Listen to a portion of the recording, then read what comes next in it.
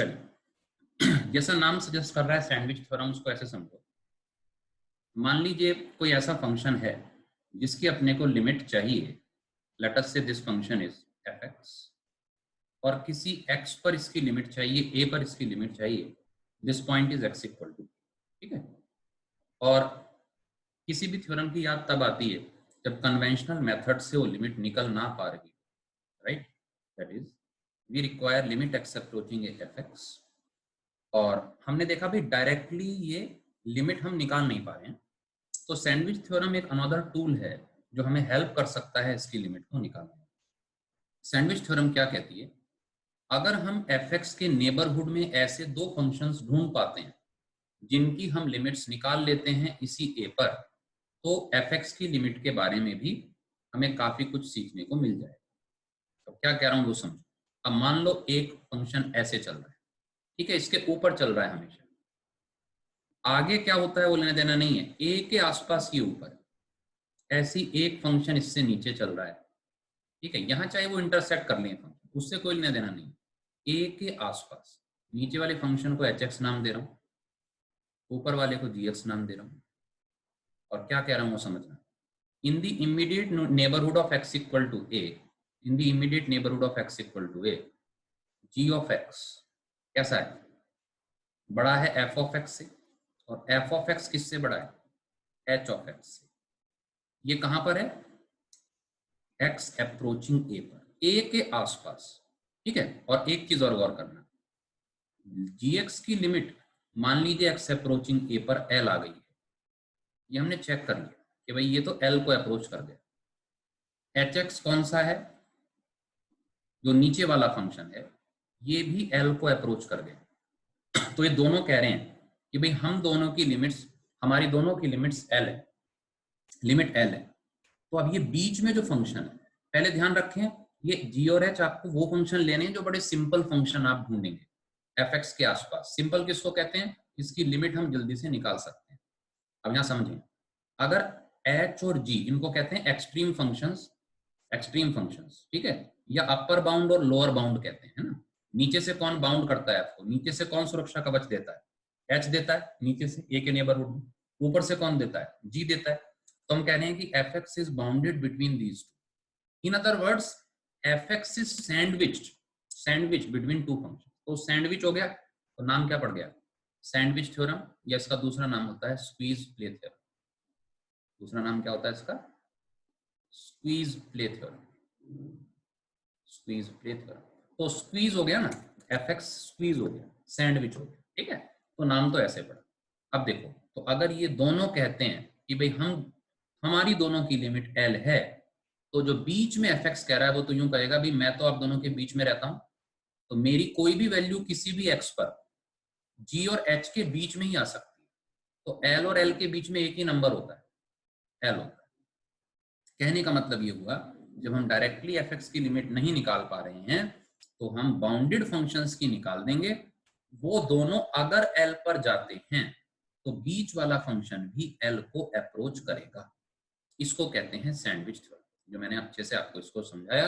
अब इसकी स्टेटमेंट को जो है वो आप आराम से रीड कर सकते हो, और अभी जो है बात उसको हम लिखेंगे, ठीक है। तो यहाँ पर आप रीड करो इसको। क्या ओबे कर रहा है चेक कर लो एक बार। f, g and h are three functions such that fx less than equal to this for all x in some deleted neighborhood of, ये लैंग्वेज जो है डिलीटेड नेबरहुड उसको बोलते हैं इमीडिएट नेबरहुड, है ना, ये दूसरा तरीका है बोलने का। In the deleted neighbourhood of x equal to a, इसको आप इमीडिएट कर लो, है ना, जिससे आपको कंफ्यूजन ना हो, इसको आप इमीडिएट नेबरहुड कर लो,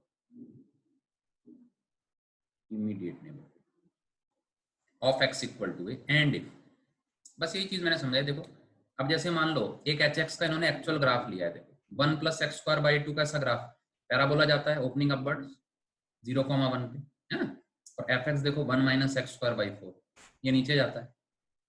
अब आप इन दोनों के बीच में कोई भी वेव फंक्शन कुछ भी बना दो, देखो gx जो दिख रहा है, ये g वाला दिख रहा है, ऐसे बीच से जा रहा है, इस बार इन्होंने g को बीच में लिया हुआ है। अब देखो इसका एक बेसिक एग्जांपल आपको समझ में आएगा, क्योंकि g की अपने को कोई भी और नॉलेज नहीं है, हम इसकी लिमिट डायरेक्टली नहीं निकाल पा रहे हैं, तो सैंडविच ने ये बताया कि g h और f के बीच में, h की क्या लिमिट होगी x approaching 0, limit x approaching 0 hx क्या होगा, चेक करो 1 होगा, ये रहा। और ये ही क्या लिमिट x अप्रोचिंग 0 f भी होगा, ये भी 1 होगा। तो इनके बीच में जो फंसा हुआ है gx, तो इन दोनों की लिमिट क्योंकि सेम है 1 और 1, तो बीच वाले फंक्शन की भी 1 होगी, चेक करो। इसको कहते हैं सैंडविच थ्योरम। बोलो सबको क्लियर हो गया, या squeeze play theorem, sandwich theorem और squeeze play theorem. Is it clear till now? बताओ भी जल्दी।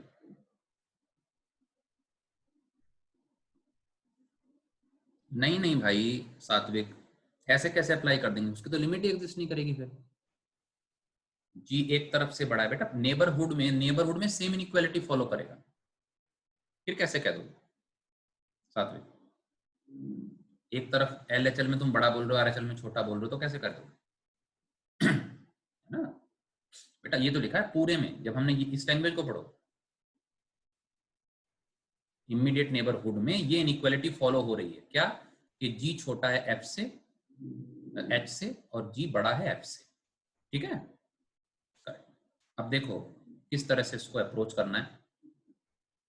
इस क्वेश्चन को अब आप लोग एक बार अटेम्प्ट करो। यूजिंग सैंडविच थ्योरम आपको ये लिमिट बताना, यूजिंग सैंडविच थ्योरम। अच्छा देखो, पहले फर्स्ट क्वेश्चन को मैं आपको समझाता हूं, क्योंकि जाने अनजाने में हम क्या करते हैं, ना चाहते हुए हम सैंडविच थ्योरम को अप्लाई करते हैं, ना चाहते हुए हम, देखो कैसे। कुछ प्रॉब्लम्स ऐसी होंगी जो बिना सैंडविच के भी हो जाएंगी, जैसे ये प्रॉब्लम हम बिना सैंडविच के कर देते हैं। हम बोलेंगे भाई डिनोमिनेटर इंफिनिटी की तरफ भाग रहा है और न्यूमरेटर तो फाइनाइट रहेगा, जीरो भी नहीं रहेगा। अच्छा जीरो हो जाए तब भी दिक्कत नहीं है, वैसे 2 - 1 1 रहेगा या 3 रहेगा, तो न्यूमरेटर 1 से 3 भाग रहा है, नीचे इंफिनिटी, तो हम खट से आंसर 0 लिख ही सकते हैं, ठीक है।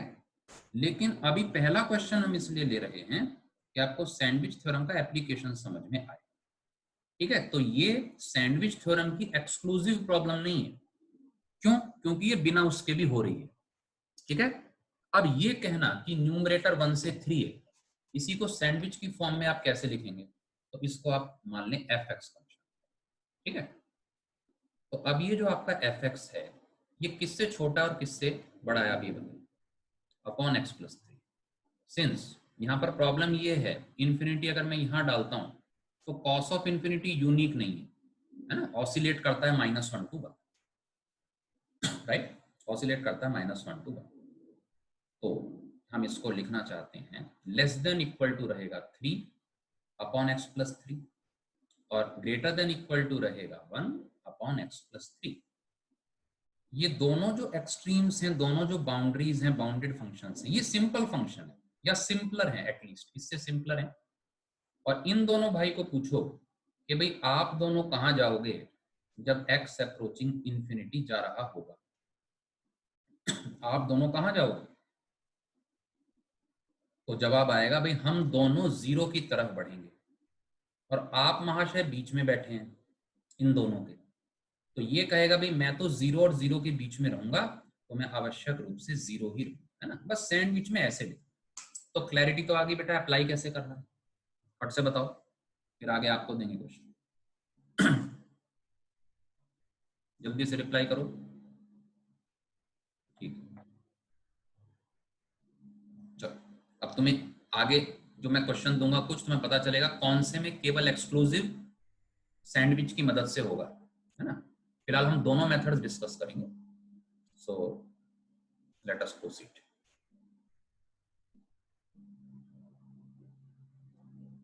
करेक्ट, लिख लो ऊपर।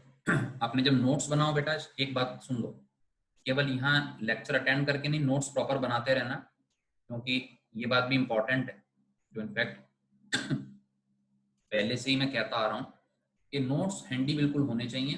तो अभी एज क्लास ही नोट्स जरूर बनाते चलो, और जो इंपॉर्टेंट चीजें वो लिखते चलो, जैसे सैंडविच थ्योरम इंपॉर्टेंट है, जेई एडवांस्ड मेंस दोनों में क्वेश्चन जो है इसका एक्सक्लूसिव आएगा, ठीक है। तो अलग से बस टॉपिक लिखा करो सैंडविच थ्योरम, क्वेश्चन लिखो head using sandwich theorem evaluate the following limits, ऐसे क्वेश्चन लिखना तुमको फट से, using sandwich theorem evaluate the following limits करो, यूजिंग सैंडविच थ्योरम।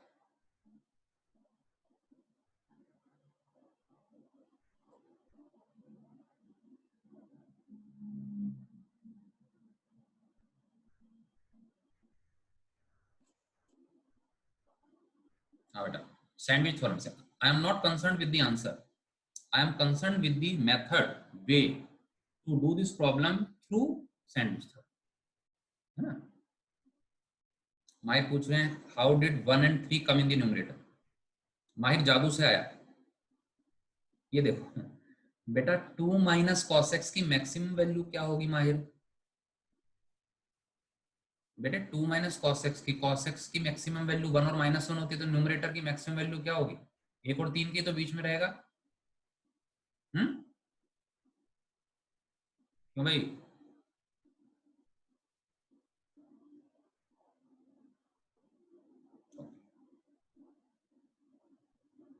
हाँ भाई, हुआ क्वेश्चन कि नहीं हुआ?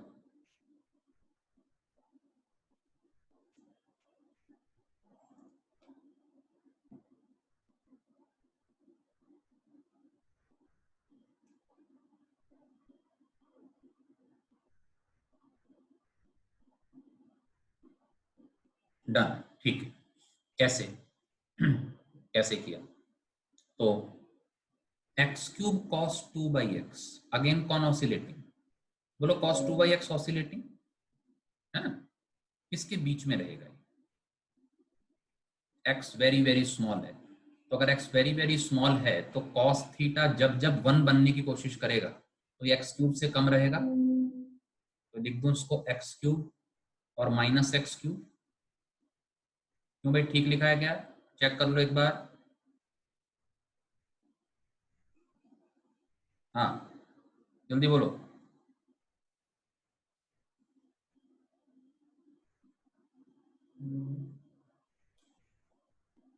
भाई सबने ऐसे ही करा है,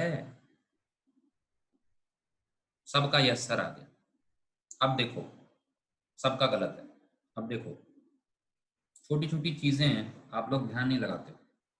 बेटा एक्स अप्रोचिंग जीरो में एक्स नेगेटिव भी तो हो सकता है, एक्स नेगेटिव भी तो हो सकता है। तो अगर मैं एक्स को मान लो जीरो माइनस लेता हूँ, एक्स अप्रोचिंग जीरो में दोनों केस शामिल होते हैं, वो चीज लिखनी पड़ती है जो सबके लिए मान्य हो। जीरो माइनस में अब चेक करके देखो, ये नंबर कैसा हो गया? माइनस एक्स क्यूब, पॉजिटिव हो गया। ये कैसा हो गया? नेगेटिव हो गया। तो ये तो नेगेटिव ग्रेटर देन पॉजिटिव नहीं हो गया? अरे बोलो, गड़बड़ मत किया करो। तो इतनी सावधानी तो मैं आपसे अपेक्षा करता हूं कि आप रखें, इतनी सावधानी तो मैं अपेक्षा करता हूं कि आप रखें। और ये पता था इसलिए मैंने माइनस एक्स क्यूब और एक्स क्यूब, वरना जो क्वेश्चन है, अब सोचो ये पकड़ में कब आता? अगर मैं एक्स स्क्वायर का क्वेश्चन देता तब ये बात पकड़ में नहीं आती, क्योंकि तब तो हम खट से ये कह के निकल जाते और आपको पता भी नहीं चलता कि हम अनजाने में किस तरह की गलती कर बैठते हैं। इसलिए एक्स क्यूब का सवाल लिया मैंने। तो आपको क्या करना है, इसको कैसे सुधारना है? उन्हें सर मॉड लगा दो, सुधर जाएगा। या मॉड लगा दो और माइनस बाहर लगाओ, ऐसे अब सुधर गया क्वेश्चन। अब जो इनइक्वेशन है वो बढ़िया हो गई। बोलो क्लियर? छोटी छोटी बातों का ध्यान रखना है, क्योंकि अल्टीमेटली जब आगे आपको प्रॉब्लम क्रिएट हो जाएगी। अरे क्लियर है क्या? मान गए गलती सारे अपनी? तो भाई ठीक है, चलो देखो अभी। अब आगे आप समझदार हैं, ये दोनों की लिमिट बेटा, ये दोनों की लिमिट कैसी रहेगी? तो एक्चुअली मुझे लिखना कैसे, this is less than equal to this, ये किसके लिए? इनफैक्ट इनफैक्ट ये जो वैलिड है ये तो for all x belonging to क्या? आर नॉट वैलिड है। आर नॉट मतलब रियल एक्सेप्ट जीरो, है ना, क्योंकि 2/x जीरो पे डिफाइंड है। इनफैक्ट ये तो सभी के लिए वैलिड है, तो एक्स अप्रोचिंग जीरो के लिए भी वैलिड होगा। तो आंसर जीरो। इसलिए मैं कह रहा था लिखने के तरीके पे मैं ज्यादा जा रहा हूँ, ठीक है ना, क्योंकि जब एडवांस वगैरह में क्वेश्चन आएगा, क्रिटिकल एनालिसिस होगी एक एक पार्ट की, तब संदेह रहेगा कि आप कोई आंसर को गलत ना कर बैठे। ठीक है, चलिए आगे बढ़ते हैं।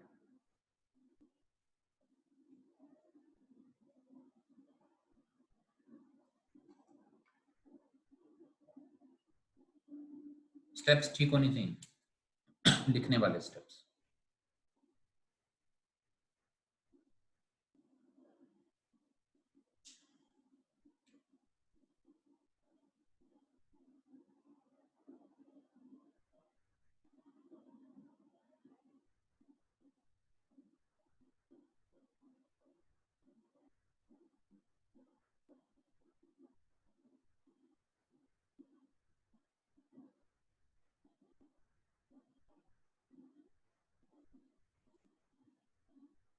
बताओ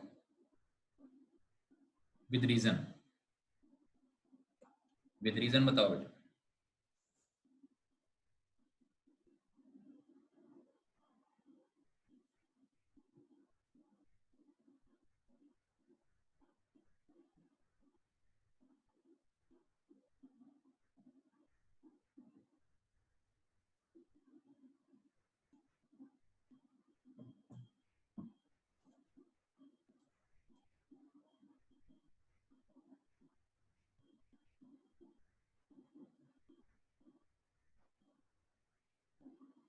करेक्ट, डज नॉट एग्जिस्ट।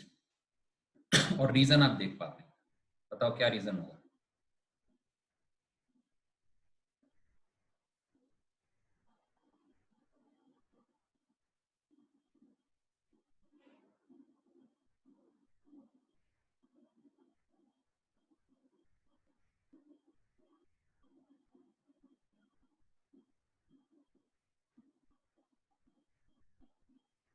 बोलो भाई, एक्स स्क्वायर इंटू,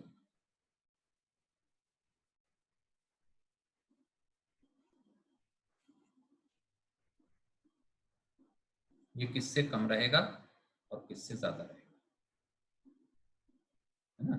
तो किससे कम और ज्यादा रहेगा, 2 + sin² की मैक्सिमम वैल्यू 3 होगी, तो 3x² और मिनिमम वैल्यू 2।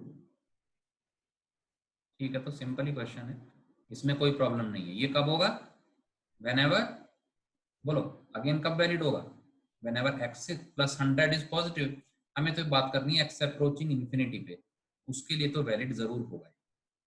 ठीक है, अब ये दोनों लिमिट कहाँ ले जाएंगी, एक्स अप्रोचिंग इन्फिनिटी, इन्फिनिटी ले जाएंगे, इन्फिनिटी ले जाएंगे, यस, क्योंकि डिनोमिनेटर में 100 नेग्लेक्ट कर दोगे, यहाँ भी 100 नेग्लेक्ट कर दोगे, इधर ये वाला 100, ये वाला 100, तो ये 2x की तरफ गया इन्फिनिटी, 3x की तरफ गया इन्फिनिटी, तो जो बीच में सैंडविच हो गया ये कहां पर लेके जाएगा, तो ये भी लेकर के जाएगा इन्फिनिटी। इन्फिनिटी का आंसर जो आपको देना है वो देना है does not exist, D N, limit does not exist.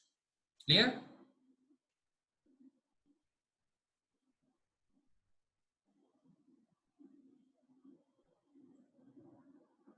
Yes, करो बेटा नेक्स्ट।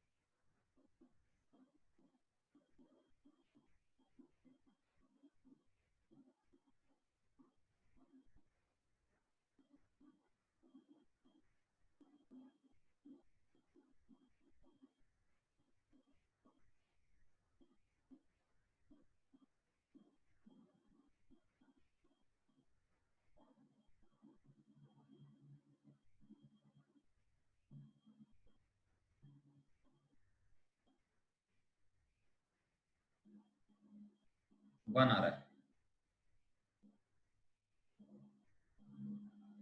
चेक करो।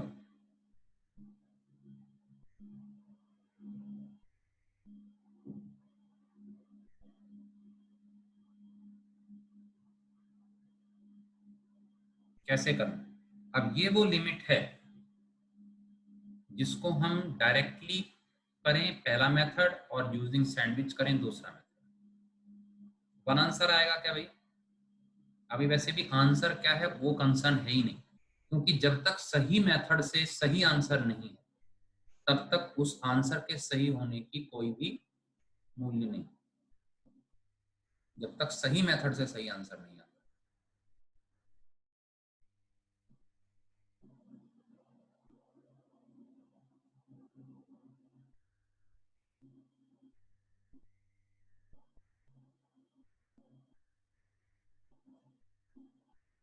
बताइए,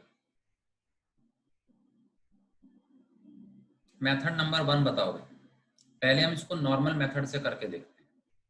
तो मेथड नंबर 1 में क्या किया, लिमिट्स हमने देखा था सब में डिस्ट्रीब्यूट हो जाती है प्रोवाइडेड सारी लिमिट्स फाइनाइट हो। चेक करो क्या ये सारी लिमिट्स फाइनाइट है, अब इनको हम सेपरेट कर रहे हैं। ये लिमिट क्या है भाई, n upon n square plus 1 की लिमिट बताओ। ये लिमिट 0 की तरफ जा रही है, चेक करो। सेकंड लिमिट देखो, सेकंड लिमिट ये भी 0 की तरफ जा रही है, और लास्ट लिमिट देखो। अब इसको कैसे निकालें, n upon n square plus n की n अप्रोचिंग इंफिनिटी, तो 1 अपॉन n प्लस 1, तो ये भी 0 की तरफ है। मेथड नंबर 1 से तो हम डायरेक्ट कह पा रहे हैं आंसर 0। बताओ क्लियर है, मेथड नंबर 1। अब सैंडविच से कैसे दें, तो सात्विक 1 कैसे आया बेटा, सात्विक आपका 1 कैसे आया। हाँ भाई ये तो क्लियर है सबको, मेथड नंबर 1 चेक कर लो। अच्छा आपने सैंडविच रॉन्ग अप्लाई कर दिया, कोई बात नहीं। हाँ भाई method 1 is clear to all, check कर लो बेटे। अब मेथड 2 सैंडविच से देखेंगे कि कैसे आएगा। ओके ओके, हाँ भाई मेथड 1 से क्लियर है, डायरेक्ट है, ठीक है सबको क्लियर। देखिए अब मेथड मेथड नंबर 2 से पहले, मेथड नंबर 2 से पहले बता दूं कि ये जो आंसर 0 दिया है ये बिल्कुल गलत है, सरासर गलत है। तो जैसा मैंने पहले कहा था कि आपको तो ऐसे कोई भी मूर्ख बना सकता है कोई भी आपको मूर्ख बना सकता है अच्छी अच्छी बातें करके कि भाई देखो ये 0 है, ये 0 है, लास्ट वाला भी 0 है, आंसर 0 है ना। बस किस तरह का अंदाज होगा कहने का उस पर डिपेंड करेगा, ठीक है ना, तो आप मान जाएंगे जैसा भी आपने स्वीकार किया। एक भी स्टूडेंट ने ये नहीं बताया कि सर आप ये गलत बोल रहे हो, एक्चुअली है क्या। अगर ये 10 चीजें होती, अगर ये 10 चीजें होती तो 0 10 बार जुड़ेगा तो 0 ही रहेगा। एक्चुअली ये 0 नहीं है ना, ये 0 प्लस है, ये छोटा सी पॉजिटिव क्वांटिटी। तो ध्यान से देखें, ये दूसरा फॉर्म है indeterminate form. This is very small, this is very small, this is very small, this is very small. कितने वेरी स्मॉल, ये कितनों की संख्या कितनी, n है ये। तो एक्चुअली ये तो 0 इंटू एन है, और स्ट्रिक्टली स्पीकिंग 0 इंटू एन नहीं, 0 प्लस इंटू एन। तो छोटी छोटी छोटी छोटी चीजें, बूंद बूंद से सागर बनता है। तो ये तो इनडिटर्मिनेट फॉर्म है, इनडिटर्मिनेट। 0 इंटू इन्फिनिटी को मैं 0 थोड़ी लिख दूं। अरे बोलो, अगर ये जो लास्ट में n दिख रहा है तुमको, लास्ट वाला n, अगर ये n ना हो के, ये n ना हो के यहाँ 100 होता, यहाँ 1000 होता, ठीक है, चाहे 10,000, फाइनाइट चीज होती तो संख्या 000 फाइनाइट बार जुड़ता। तो 0 इंटू फाइनाइट, 0 मतलब वेरी स्मॉल इंटू फाइनाइट, तो 0 की तरफ ही जाता। अरे ये बात समझ में आ गई कि नहीं आई जो बोली है अभी, बोलो जल्दी। हाँ तो ये मैं इससे इसलिए आपको बचाव कर रहा हूँ, चाहे कोई भी चीज हो, हम कोई भी पढ़ रहे हो, है ना, तो उसमें ये भी ध्यान रखना है कि अप्रोच सही होनी जरूरी है। हमारा जनरली ध्यान आंसर की तरफ रहता, हमारा जनरली ध्यान आंसर की तरफ रहता, अप्रोच की तरफ नहीं रहता, जबकि अप्रोच जरूरी है। देखो तो आपने कहा कि सर ये हम बिल्कुल इसको 0 कह सकते हैं, सेपरेट हम कर तो सकते हैं, लेकिन जैसे ही हमने सेपरेट किया तो 0 0 0, तो हमने कहा भाई 0 इंटू एन। अब हम अटक गए, अब हम इसको 0 नहीं लिख सकते। तो इसलिए सेपरेट करना गलत नहीं है, लेकिन लेकिन सेपरेट करके ये कहना कि इसकी वैल्यू 0 आएगी, ये गलत, करेक्ट। तो इसीलिए सेपरेट नहीं करेंगे, क्योंकि सेपरेट करके आंसर को हम निकाल नहीं पा रहे। So this is an appropriate problem, standard problem of sandwich theorem, जो बिना सैंडविच के करने में आपको प्रॉब्लम आई। अब इसके एक नजदीक बड़ा और एक नजदीक छोटा फंक्शन हम ढूंढते हैं, इसको fn नाम दे दिया। अब ये fn आप क्लब क्यों नहीं कर पा रहे हैं, इनका एलसीएम लेके तो हो नहीं सकता, ऑल टर्म्स आर डिफरेंट, है ना, ऑल टर्म्स आर डिफरेंट। तो आप ऐसे सोचिए कि ये चीजें कब क्लब हो सकती हैं, जब बोलो डिनोमिनेटर सबका सेम आ जाए। तो डिनोमिनेटर कब सेम आएगा, या तो n स्क्वायर प्लस 1 कर दें एक बार n स्क्वायर प्लस n कर दें। तो मैं सबका डिनोमिनेटर पहले n स्क्वायर प्लस 1 कर दे,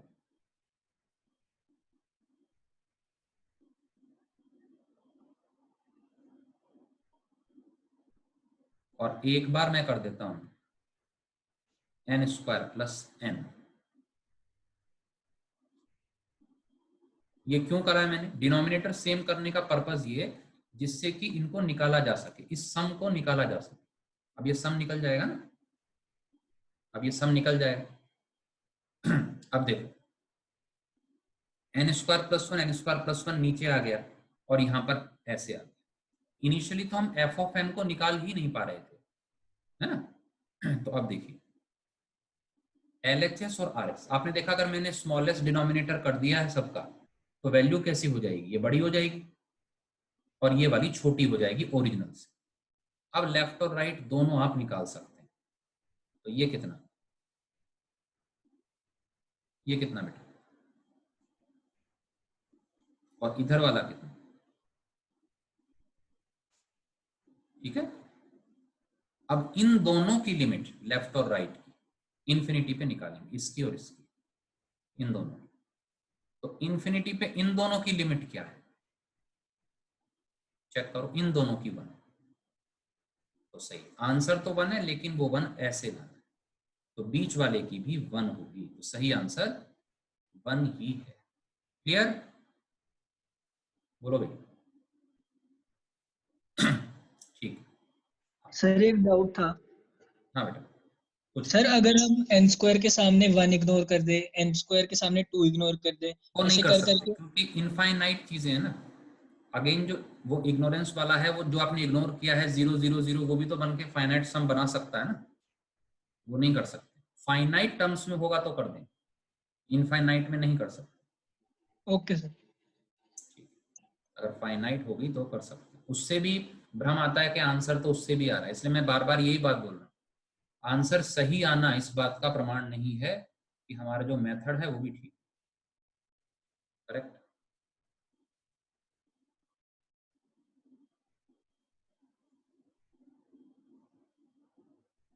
करो बेटा।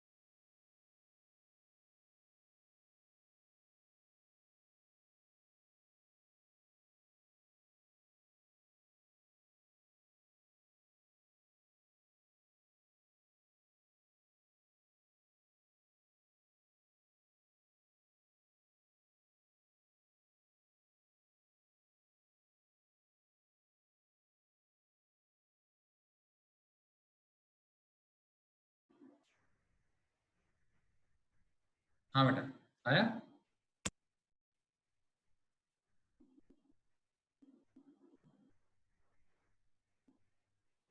हाँ ठीक है।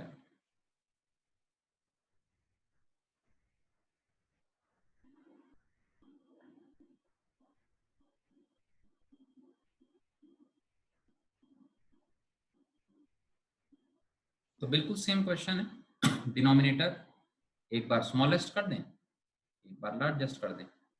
तो बताओ एफ ऑफ एन किससे छोटा किससे बड़ा रहेगा बेटा? डिनोमिनेटर पहले तो न्यूमरेटर सबको सेम रखते हैं,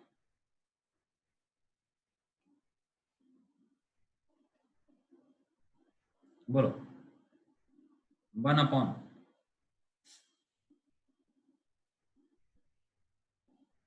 और कितना आएगा 4 अपॉन और आएगा 9 अपॉन कहां तक n³ अपॉन नीचे देखो न्यूमरेटर पे कोई मैंने बदलाव नहीं किया है। डिनोमिनेटर को क्या लिखना है बेटे, डिनोमिनेटर को एक बार आपको लिख देना है स्मॉलेस्ट, सिंपल क्वेश्चन। तो डिनोमिनेटर अगर स्मॉलेस्ट होगा तो ओवरऑल वैल्यू बढ़ जाएगी, और एक बार डिनोमिनेटर को पहले न्यूमरेटर देखो सेम रख रहा हूं, सब एक्सप्रेशन सबके न्यूमरेटर अभी सेम रख रहा हूं देखो, और नीचे n³ + n² n³ + n² and so on. ऐसे ही करा बेटा, सबने ऐसे ही करा है। वाई डू वी टेक महक, और क्या लें बेटा, स्मॉलेस्ट और लार्जेस्ट डिनोमिनेटर लेंगे तभी तो हम वैल्यू को बता पाएंगे कि आवश्यक रूप से बड़ी या छोटी रहेगी महक। अगर आप कोई बीच का ले लोगे तो आपको पता ही नहीं रहेगा कैसी रहेगी। अब अगर हम स्मॉलेस्ट ले रहे हैं, ऐसे समझो बेटा, अगर हम यही चीज बार बार लिख रहे हैं तो इसमें हर टर्म कंपेयर करो, इन दोनों में कौन बड़ा है, बराबर है ये तो। अब सेकंड और इसमें कौन बड़ा है, ये वाला बड़ा है। फिर थर्ड और इसमें कौन बड़ा है, फिर नीचे वाला बड़ा है। तो सब टर्म से ये वाला 100% बड़ा आएगा ना, तभी तो एक बार स्मॉलेस्ट ले रहे हैं एक बार लार्जेस्ट ले रहे हैं। ये समझ में आया मैं,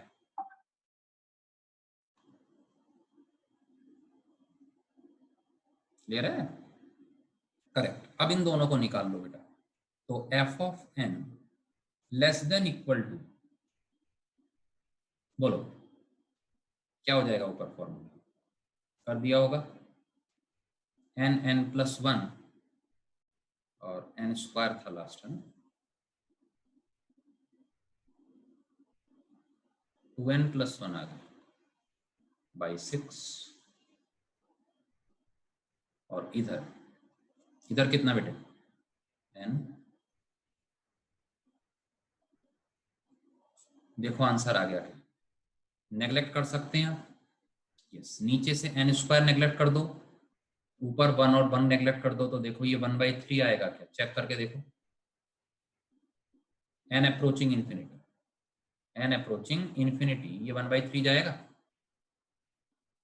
यस ये भी 1/3, ये भी 1/3, तो जो बीच में सैंडविच हो गया ये भी 1/3, चेक कर लो उसको। बताओ ये वाली बात सबको क्लियर हो गई कि नहीं, चेक कर लो बेटा, बोलो समझ में आ गया, ठीक है।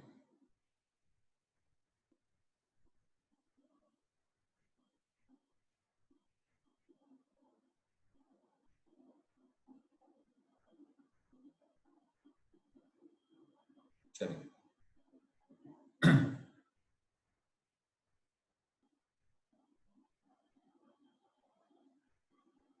नेक्स्ट आप कैसे क्वेश्चन लिखो,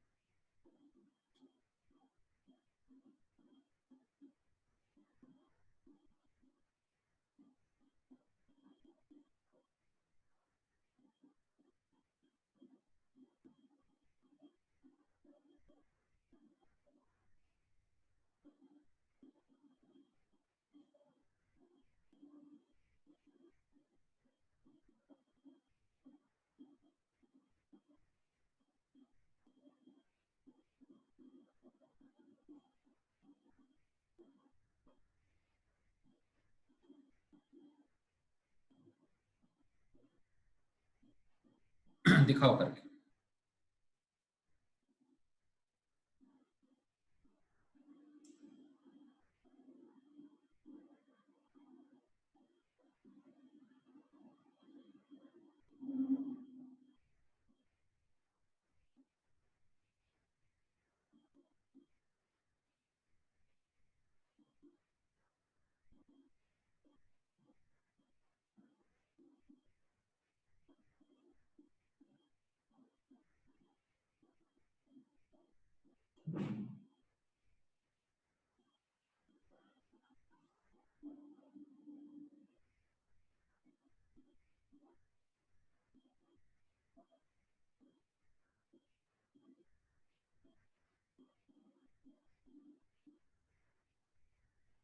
क्वोशंट रूल कैसे बेटा? क्वोशंट रूल कौन सा होता है? वो डेरिवेटिव में होता है बेटे, एफ अपॉन जी का डैश, उसको क्वोशंट रूल बोलते हैं। इसमें कहां से क्वोशंट रूल लगे? सर वो जो दो लिमिट्स को सॉल्व करने के लिए, जो अगर इनफाइनाइट ना हो, m 0 ना हो, तो वो हाँ, l बाय m कर देते हैं। मैं समझा नहीं कैसे। सर जो हमने अभी रूल्स करे थे एडिशन के लिए, सब्ट्रैक्शन, मल्टीप्लिकेशन, डिवीजन वाले, हाँ हाँ हाँ सर तो उसमें अगर हम दोनों को x से डिवाइड कर दे तो l बाय m लगा देंगे, क्योंकि नीचे हाँ, वाला वो भी कर सकते, फाइनल है। वो कर सकते, वो कर सकते, करेक्ट। हाँ भाई, कैसे किया है बताओ? ये इंक्रीजिंग फंक्शन लिखा है। हाँ, इंक्रीजिंग फंक्शन लिखा है, चेक कर लो। एफ एक्स बाई एक्स की लिमिटिंग वैल्यू 1 है, F of 3x by x की भी 1 है, तो F of 2x by x की भी 1 होगी। ये बात तो एग्री कर गए? क्यों? सैंडविच थ्योरम से। कैसे? x is less than equal to 2x less than equal to 3x। ये कब है? When x is approaching to infinity. Positive side पे है ये, f इंक्रीजिंग फंक्शन है ना, ये सिंबल है इंक्रीजिंग। तो इंक्रीजिंग ऑपरेटर लगाएंगे तो साइन ऑफ इनइक्वालिटी सेम रहेगा, f of x less then f of 2x less then f of 3x रहेगा। अब क्या करो, अब इसको चेक कर लो क्या निकालना है। x से डिवाइड कर दो, और ये दोनों जो हैं f of x बाई एक्स और f of 3x by x, ये दोनों 1 की तरफ जा रहे हैं, तो बीच वाला भी 1 की तरफ जाएगा। यानी f of 2x by x की भी लिमिटिंग वैल्यू 1 हो गई। तो सही बताया, f of 3x by x कर देंगे ऊपर, और यहां पर भी f of 2x by x कर देंगे, और चेक करो ये दोनों 1 है। ये तो क्वेश्चन में दिया था, ये हमने सैंडविच से निकाल दिया। तो हो जाएंगे भाई ऐसी प्रॉब्लम। ये जेई में पुराने में प्रॉब्लम आई थी जो हमने अभी ली। तो यूजिंग सैंडविच थ्योरम हमने देख ली। क्लियर है? Okay, correct. हाँ Dhruv, but if x is negative मतलब बेटा एक्स अप्रोचिंग इन्फिनिटी है ना, क्वेश्चन पढ़ो। एक्स नेगेटिव कैसे होगा? लिमिट तो एक्स अप्रोचिंग इन्फिनिटी है।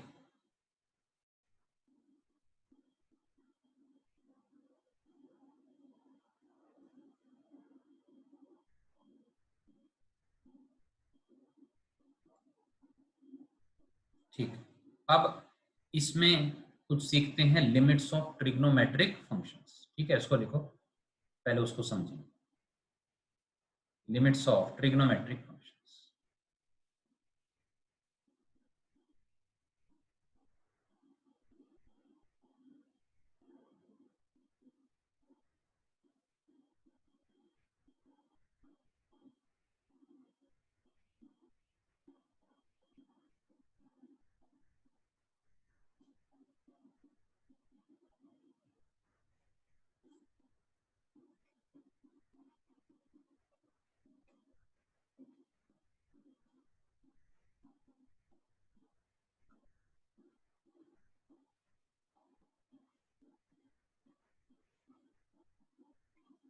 ठीक है, सबसे पहले जो बेटा इसमें हम लिमिट प्रूव करेंगे, ठीक है, again it is very important, trigonometric functions.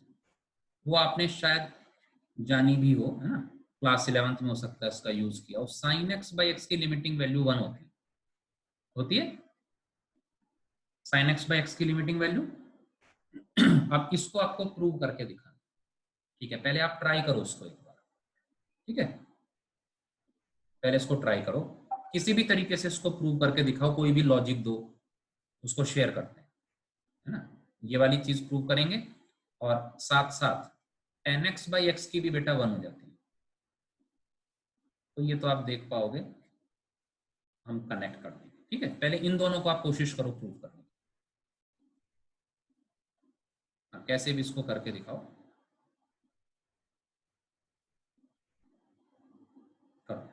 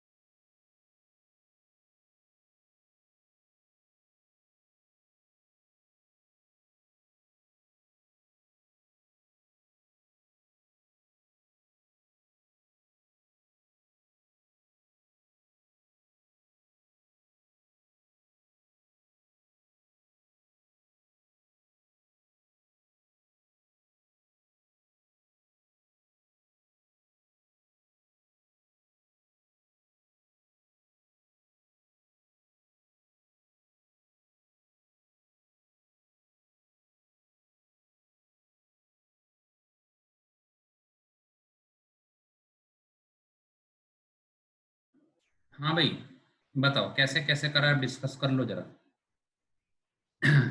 सात्विक कह रहे हैं using expansion of sine x, Dhruv कह रहे हैं x minus x cube by. हाँ बेटा, नहीं देखो, अभी तक मैंने आपको एक्सपेंशन नहीं दिया है। तो जो मैं आपसे अपेक्षा करता हूँ, किसी ऐसे मेथड की नहीं करता हूँ जो मैंने आपको बताया ही ना हो, है ना? विश्रुति ने सबसे सुंदर आंसर दिया है। Can we say that since for, बेटा वही जो आप बोल रहे हो वही तो प्रूव करना है विश्रुति बेटा, कि वेरी स्मॉल वैल्यूज के लिए साइन एक्स एक्स की तरफ जाता है, तो इसलिए उसकी वैल्यू 1 होगी, यही तो प्रूव करना है बेटा विश्रुति।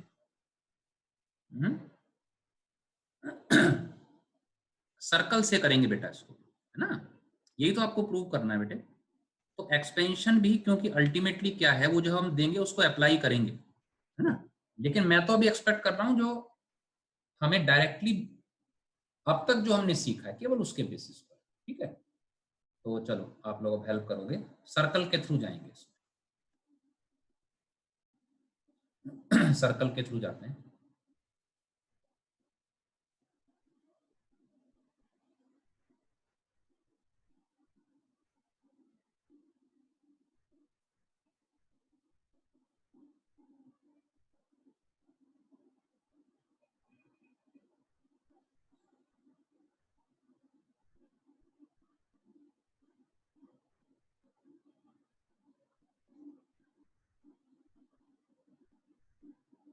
सही है। चलो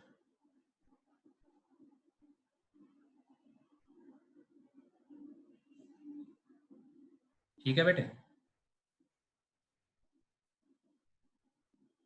ओ ए बी यूनिट सर्कल मान लेते हैं और इसको एंगल एक्स इन रेडियंस मान लेते हैं, ठीक है ना।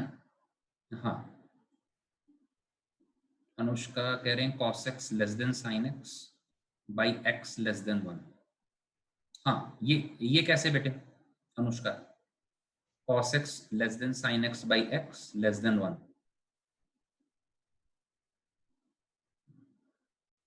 फ्रॉम 0 टू पाई बेटा, यस यही चीज अभी हम प्रूव करेंगे बेटा, अनुष्का जो आपने लिखी है। ठीक है, देखो अब मुझे ये बताओ कि अगर मैं इस ट्रायंगल में देखूं, यूनिट सर्कल मैंने लिया हुआ है, ये भी 1 है, ये भी 1 है ना, और ये ए बी की लेंथ कितनी है, ए से बी तक ये लेंथ कितनी है? अगर मैं इस पूरे ट्रायंगल में बात करूं tan x लगाने की, तो tan x equal to A B upon 1 हो जाएगा। तो ए बी की लेंथ tan x है, ए बी की लेंथ tan x है कि नहीं? तो भाई ए बी की लेंथ tan x है, चेक कर लो, करेक्ट। और फिर आप मेरे को बताओ, ओ ए बी और ये पी मान लेता हूं, area of triangle O A P is smaller than area of sector OAP is smaller than area of triangle OAB। ऐसा कब कब होगा? जैसा अनुष्का ने बताया, 0 से π/2 के बीच में जब भी फर्स्ट क्वाड्रेंट में ये ट्रायंगल्स बनेंगे, ये सेक्टर बनेगा, तब तब ऐसा होगा कि OAP ट्रायंगल का एरिया इस सेक्टर से कम होगा, पूरे सेक्टर से, और वो इससे कम होगा। तो बेसिक चीज है। अब एरिया ऑफ ट्रायंगल OAP क्या होता है? बोलो half A B sine theta, तो हाफ साइन एक्स हो गया। ये आता है भाई एरिया लिखना, half product of any two sides into sine of included angle, SOT में पढ़ा होगा, half B C sine theta, ऐसे लिखना। सेक्टर का area half r square theta लिखना आता है, क्यों भाई? सेक्टर का area half r square theta, तो कितना हो जाएगा? Less than half r square theta, तो एक्स हो जाएगा। Area of triangle O A B कितना होगा? हाफ बेस इंटू हाइट, तो हाफ tan x। बोलो इस बात से तो एग्री कर गए सब लोग? चेक कर लो, 2 से कैंसिल कर दिया 2। अभी हम पॉजिटिव ही डोमेन में बात कर रहे हैं, फ्रॉम 0 टू π/2। तो सबसे इंपॉर्टेंट इनइक्वालिटी जो आपको याद रखनी है वो यही है कि फर्स्ट क्वाड्रेंट में sin x छोटा रहेगा x से, x छोटा रहेगा tan x। ठीक बात। अब मैं x को वेरी वेरी स्मॉल करना चाह रहा हूं, 0 प्लस करना चाह रहा हूं। अगर x अप्रोचिंग 0 प्लस होगा, क्या परिवर्तन है? When x is very very small, what is going to happen? तो अब आप यहां देखें, ये ट्रायंगल आपको दिखता है, ये सेक्टर दिखता है, ये ट्रायंगल। तो जैसे आप x को वेरी वेरी स्मॉल करोगे, तो ये सारी वैल्यू एक दूसरे को कैच करने की कोशिश करें। तो आपको कैसे लिखना है? As x approaching 0 plus sin x will try to catch x। sin x will try to catch x का मतलब हुआ sin x थोड़ा कम ही रहेगा, x के पीछे भागेगा, and x will try to catch tan x but will still remain smaller। ठीक है, अब इसी को मैं x से डिवाइड कर देता हूं, तो sin x बाई एक्स 1 की तरफ जाएगा, और ये भी 1 जाएगा इसकी तरफ, लेकिन बेटर ये रहता है ऐसे लिखना, ठीक है ना, क्योंकि 1 एक फिक्स्ड क्वांटिटी है, उससे फर्क नहीं पड़ रहा कि मैं ये एरो इधर लगाऊं या उधर। लेकिन इस बात का ध्यान रखना है कि tan x बाई एक्स 1 से बड़ा रहेगा, so it will approach 1 from the right side. ये राइट लिमिट नहीं बोल रहा हूं बेटा, दो मतलब चाहे x 0 प्लस हो चाहे 0 माइनस हो, चेक करो। अगर 0 प्लस पे ये वैल्यू है tan x बाई एक्स, तो एक इवन फंक्शन है, तो अगर हमने 0 प्लस पे प्रूव कर दिया तो दोनों में प्रूव हो गया। तो sin x बाई एक्स 1 की तरफ बढ़ेगा, लेकिन 1 से हमेशा कम रहेगा। उसको कहने का ये मतलब हुआ, मान लो ये नंबर लाइन है और उस पे यहाँ पर बेटा 1 है, ठीक है, तो जब आप sin x बाई एक्स निकालेंगे तो ये 1 के लेफ्ट से आएगा। मान लो आपने x को 0 लिख दिया, एग्जैक्ट 0, तो ये 0 ही हो गया। चेक करो, डिफाइंड ही नहीं हुआ, इनफैक्ट 0 से हल्का सा बड़ा करा, ठीक है, और नजदीक लाए और नजदीक लाए, तो ये वैल्यू यहाँ से यहाँ आएगी। अभी x को थोड़ा बड़ा लेके देखें आप, जैसे मान लीजिए आपने x को ले लिया π/6, so what is sine π/6? Half होता है, तो हाफ अपॉन π/6 की क्या वैल्यू होती है?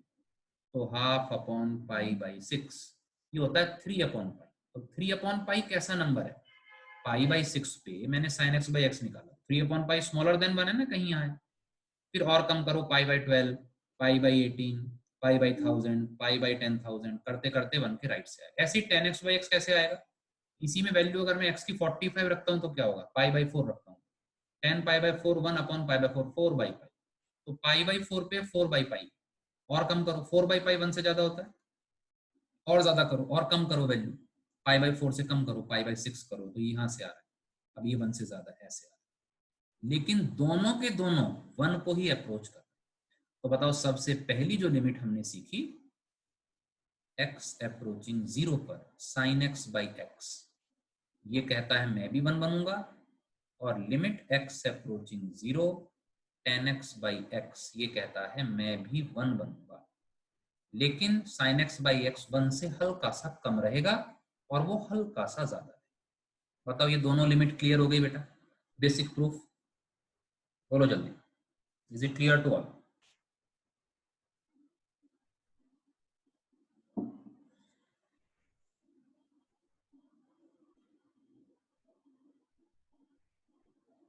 ठीक है,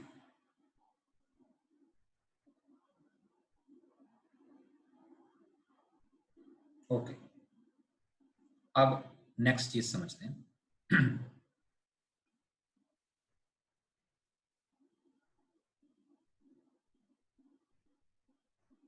ये लिख लिया था बेटा सबने? स्क्रीनशॉट ले लिया था उसका, है ना? फिर आगे बढ़ो, लिख लिया था? चलो देखो, sin x/x तुम समझ गए, tan x/x भी आपका बना गया। अब मैं ऐसा क्वेश्चन मान लो आपको दूं, अब दोनों क्वेश्चन में अंतर बताना मेरे को क्या है,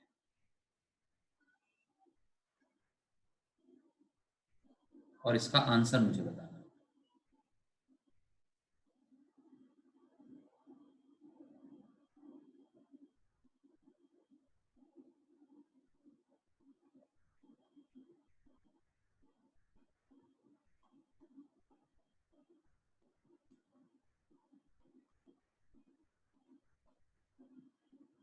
बोलो बेटा, क्या आंसर है इसका? Greatest integer. पहला प्रश्न तो ये कि सर दोनों के आंसर सेम आएंगे या दोनों के अलग आएंगे? पहले तो इतना ही बताओ बस, ठीक है? सही से जवाब देना, दोनों के सेम आएंगे या दोनों के अलग आएंगे?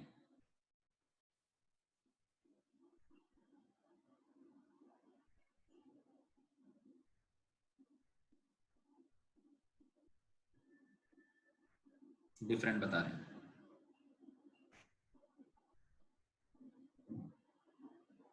सारे लोग डिफरेंट बता रहे हैं,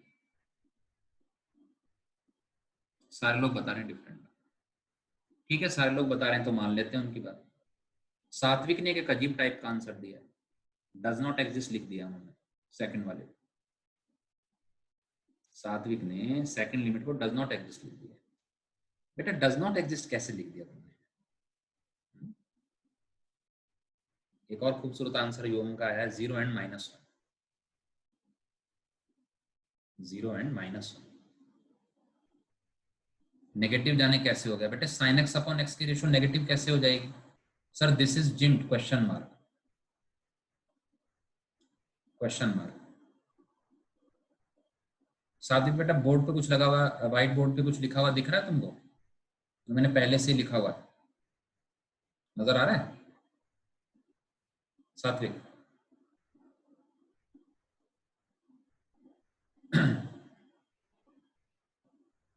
ठीक है, बेसिक ही है भाई। यहाँ देखो, इसकी वैल्यू बोलो जल्दी, sin x/x की लिमिटिंग वैल्यू क्या होगी? अब जब ये हमने लिमिट लिख दिया ना, तो इसका पूरा आंसर यहां से यहां तक 100% 1 लिखा जाएगा, वो 1 से कम नहीं लिखा जाएगा। तो आप लोगों ने सही आंसर दिया है, पहले ये 1 ही होगा। अब नीचे आओ, इसमें क्या हो रहा है? So this is the difference, integer part of the limit, since this limit is 1, it's integer part is also 1, whereas in this case this is sin x upon x। अब हमें यहां अंतर समझो, यहां पहले इंटीजर पार्ट लेना है फिर उसकी लिमिट बतानी, अंतर समझ लेना। यहां पहले यहां क्या था, पहले तो लिमिटिंग वैल्यू उसका इंटीजर पार्ट, तो 1 का इंटीजर तो 1 हो गया। अब यहां लिमिट पहले नहीं है, पहले sin x by x का इंटीजर लगा हुआ है, तो लिमिट का तो योगदान केवल इतना है कि x 0 के नजदीक आप यहां लें, लेकिन अभी लिमिटिंग वैल्यू इसकी ना बताएं, इसके इंटीजर पार्ट की लिमिटिंग वैल्यू बताएं। अंतर समझ में?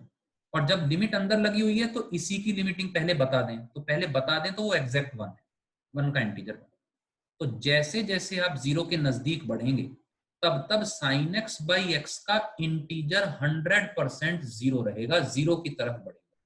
तो इसमें कोई दो राय नहीं है कि आप लोगों के आंसर सही है। बताओ, तरीका क्लियर है बेटा सबको? दिस इज 1, दिस इज 0, ये आपने सही लिखा। लिखो बेटा, क्लियर टू ऑल। अब एक बात इसमें और समझते हैं, एक बात इसमें और समझते हैं। अगर हम देखें तो हमें ये पता चल गया है कि फर्स्ट क्वाड्रेंट में sin x और tan x और x में कौन किससे बड़ा है ना। अब अगर मैं इनको साइमल्टेनियसली प्लॉट करूंगा तो एक मेरे को चीज जो देखनी पड़ेगी, अगर मैं देखना चाहूं कि भाई sin x बड़ा है कि tan इनवर्स x बड़ा है, इसमें कौन बड़ा है, तो वो मैं कैसे पता करूं? से मान लीजिए ये है, ये आपका है, ठीक है ना, और ये y equal to x line, ये आपकी y equal to x line.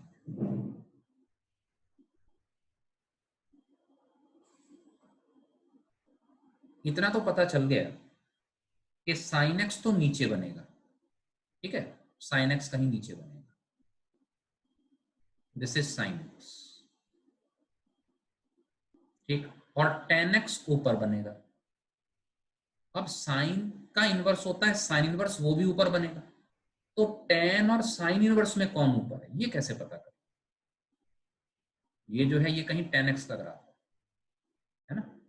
अब sin इनवर्स का ग्राफ क्या इसके ऊपर आएगा, इसके ऊपर आएगा या इसके नीचे आएगा? क्योंकि आएगा तो x के ऊपर ही। तो ये अब हम कैसे डिस्कस करना चाहते हैं, इसमें थोड़ा सा हमें कैलकुलस में अभी कदम रखना पड़ेगा, क्योंकि ये बात हम अभी से लिख लेना चाहते हैं, ठीक है। तो अब हम किसको कंपेयर करने जा रहे हैं बेटे? या तो हम tan x को कंपेयर करने जा रहे हैं किसके साथ?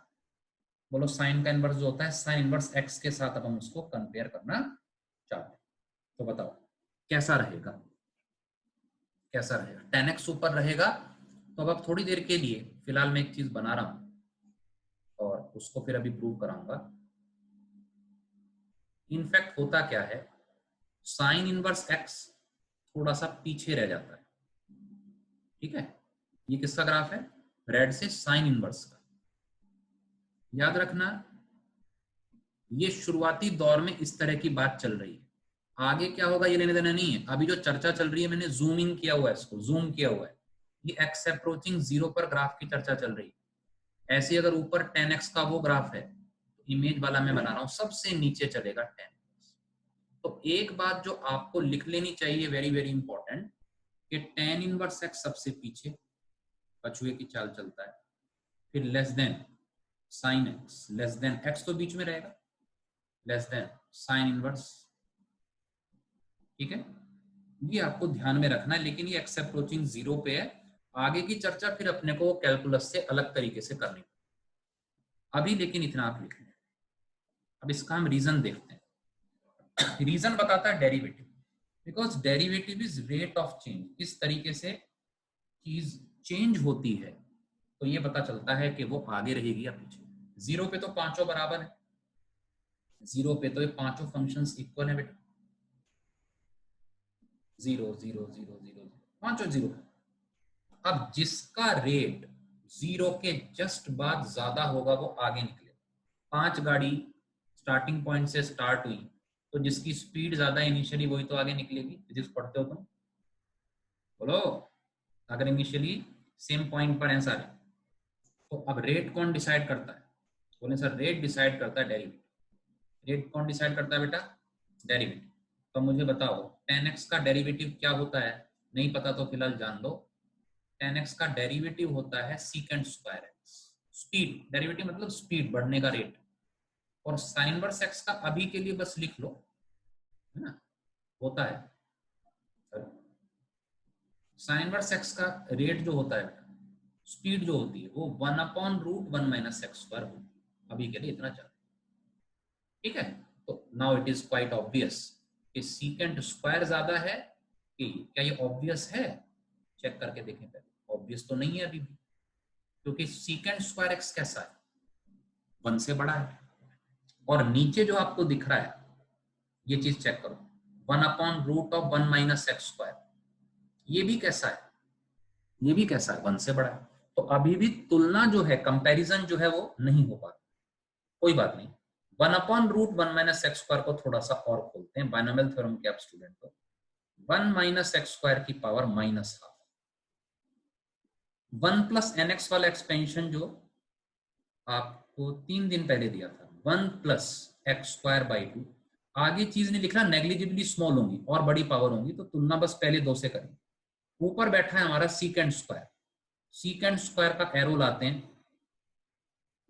ठीक है, एरो लेके आएंगे, ऐसे लाएंगे, ऐसे लाएंगे। सीकेंट स्क्वायर एक्स कहता है मैं हूं 1 + tan² एक्स, मैं तो पूरा ही tan² हूं, ठीक है। तो अब मुझे बताओ tan² ज्यादा है कि x²/2 ज्यादा है?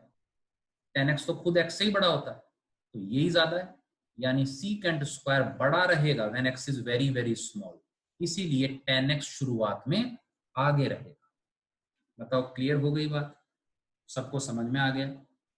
चेक कर लो, जल्दी बोलो, जल्दी बता दो।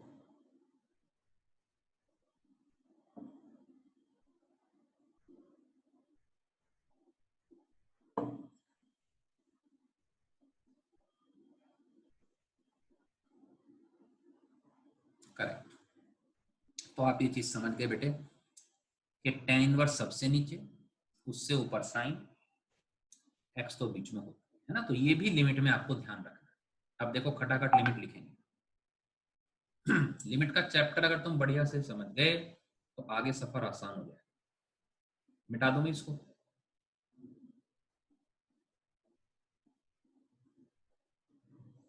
देखो अब तुम ऐसे समझो, अब जो जो चीजें याद करने वाली होंगी वो मैं तुम्हें दूंगा। एक तो tan x/x तुम्हें याद हो गया, sin x/x याद हो गया। वैसे बोलो सर tan x/x की लिमिट तो 1 ऐसे भी बता सकते हो, इसको क्या लिखते बेटा? sin x/x cos x।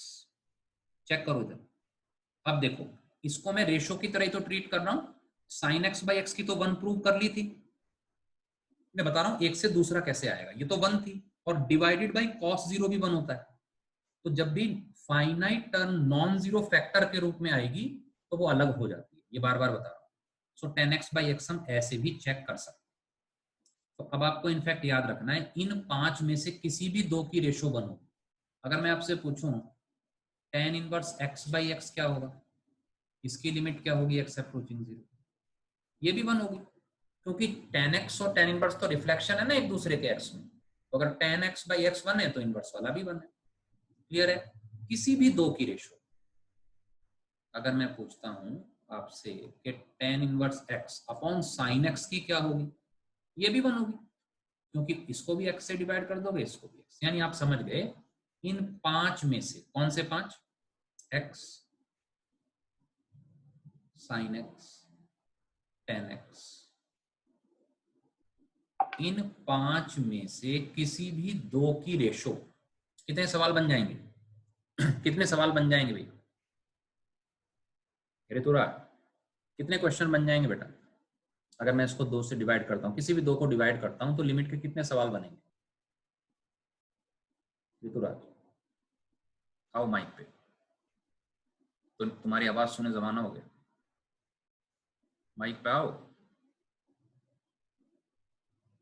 अरे माइक पे आओ भाई। मिस्टर ऋतुराज। Yes sir. बोलो बेटा, यूं बताओ कितने क्वेश्चन बन जाएंगे? अब ये पीएनसी का क्वेश्चन बता दिया है ना। यूं बताओ किसी भी दो की रेशियो लेके बेटे कितने क्वेश्चन बन गए? Sir 5 factorial. नहीं, 5 फैक्टोरियल कैसे बन गए? इनको सबको थोड़ी अरेंज करने। दो की रेशियो बेटा, किसी भी दो की रेशियो।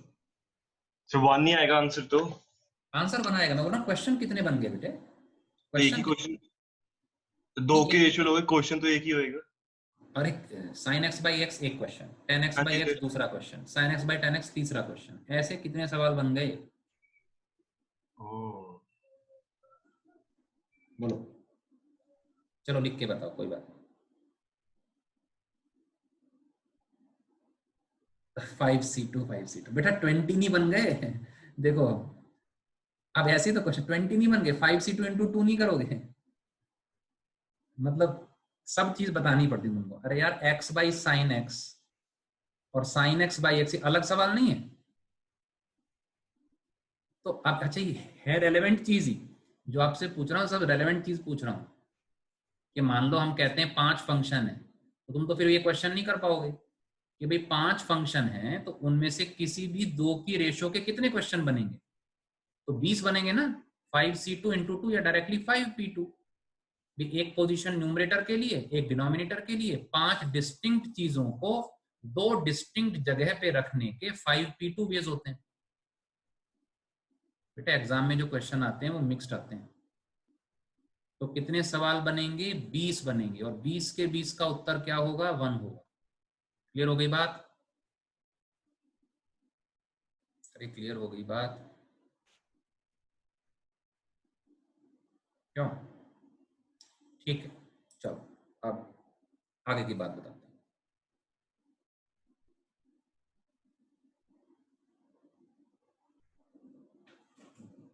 अब ऐसे समझो, अब जो और याद रखना है, 1 minus cos x by x square, इसकी लिमिट बेटा याद रखना, ये होती है हाफ, ये होती है हाफ। ठीक है, अब ये हाफ कैसे आई? कैसे भी कर सकते हो, 0/0 या तो एलोपिटल रूल से चेक कर लो। तो न्यूमरेटर का डेरिवेटिव क्या हो जाएगा? साइन एक्स, नीचे का हो जाएगा 2x, और साइन एक्स बाई एक्स तो बनता है, या तो ऐसे हाफ देख लो या इसको रैशनलाइज करके चेक कर सकते हो, 1 प्लस कॉस की ऊपर नीचे मल्टीप्लाई करना, तो कितना हो जाएगा? X square into 1 plus cos x होगा, है ना? हाँ सात्विक, हाफ एंगल से भी कर सकते हैं, यस। लेकिन अब सात्विक देखो, हाफ एंगल से हमें बचना है, मैं रीजन बताता हूँ। कई बार क्या होता है जब हम 2 साइन स्क्वायर एक्स बाई 2 ऐसी चीज लिखते हैं, चलो लिख के बताता हूँ आपको, और सही आदत हम शुरू से डालेंगे। हम ऐसे लिखेंगे, मान लो 2 साइन स्क्वायर एक्स बाई 2, फिर नीचे एक्स स्क्वायर है। अब इसको कैसे लिखेंगे? देखो, साइन एक्स बाई 2, फिर नीचे बनाएंगे एक्स बाई 2, फिर यहाँ पर स्क्वायर लिखेंगे, फिर यहाँ 4 आएगा, फिर यहाँ 2 आएगा, है ना? फिर हम इसको 1 लिखेंगे बेटा, साइन स्क्वायर एक्स बाई।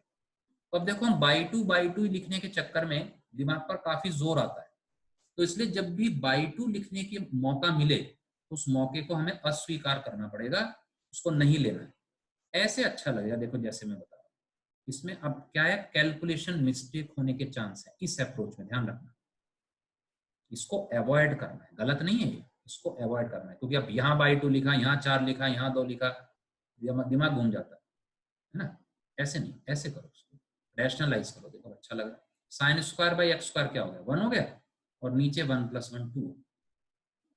तो इसलिए अप्रोच बड़ी सिंपल रखा था, इक्वल टू हाफ। क्लियर? तो ये आपकी बेटा लिमिट याद रखनी है आपको, हाफ आई। ठीक है, अब एक और चीज समझो इसमें, एक और चीज समझो, जब भी मैं अब अप्लाई करूंगा साइन थीटा बाई थीटा, तो अब मैंने मान लीजिए यहाँ लिखा साइन एक्स बाई एक्स और लिमिट एक्स अप्रोचिंग 0। इसको पढ़ना कैसे? Sine of a number divided by same number when that number is approaching to 0, this is 1। अब इसको अप्लाई कैसे करना है वो समझना। जब भी फैक्टर में ये टर्म आएगी तो आप साइन एक्स को हमेशा एक्स लिख सकते हो।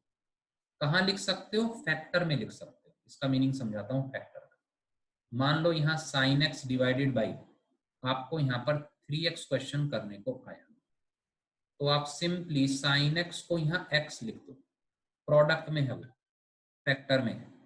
साइन 2x अपॉन 3x आया, तो क्या करोगे, लिमिट x अप्रोचिंग 0, इसको कैसे लिखोगे, तो इसमें भी साइन 2x को 2x लिख दो, फैक्टर में है ना, बजाय उसके कि आप क्या करो, डिवाइड और मल्टीप्लाई, कि आप साइन 2x को नीचे पहले 2x लिखो, फिर यहाँ 2x लिखो। अब ये टाइम सेविंग टैक्टिक्स बता रहा हूँ छोटी छोटी, आगे और समझ में आएगी आपको इनका मतलब। तो फिर ये 1 लिखोगे, तो इफेक्टिवली तो आया तो 2x बाई 3x ही ना, तो ये खट से लिखेंगे, साइन 2x को 2x लिखेंगे, प्रोवाइडेड 2x अप्रोचिंग टू 0 हो रहा हो, और ये एज प्रोडक्ट में फैक्टर के टर्म्स में। बताओ इतनी बात समझ में आई क्या, अप्लाई कैसे करेंगे, इन चीजों को कैसे करेंगे अप्लाई, इज इट क्लियर, जल्दी बोलो, क्लियर टू ऑल।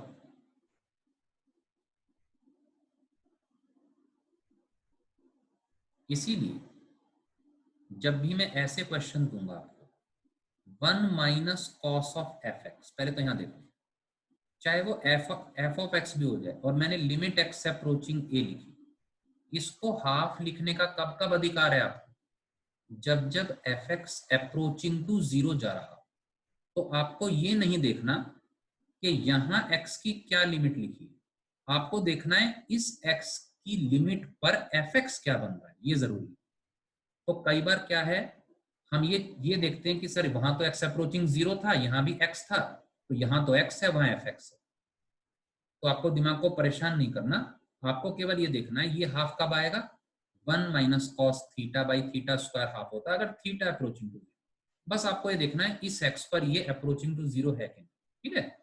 और इसी से और इंपॉर्टेंट बात ये कि जब भी 1 minus cos of F x ऐसे देखोगे, पूरा ब्रैकेट में फैक्टर की तरह मल्टीप्लाई में देखोगे, तो वो क्योंकि नॉन जीरो फाइनाइट की तरफ बढ़ता है, इनफैक्ट क्या, depending on this F square x by, ये बात वही है कि हमने इसको कैसे डिवाइड मल्टीप्लाई किया, एफ स्क्वायर एक्स से डिवाइड और मल्टीप्लाई, तो आप इसको डायरेक्टली क्या लिख दोगे, F square by F square, अगर ये प्रोडक्ट में है एज फैक्टर है, ठीक है। अब इसी पर जो बेस्ड क्वेश्चन है वो आपको अब करने हैं,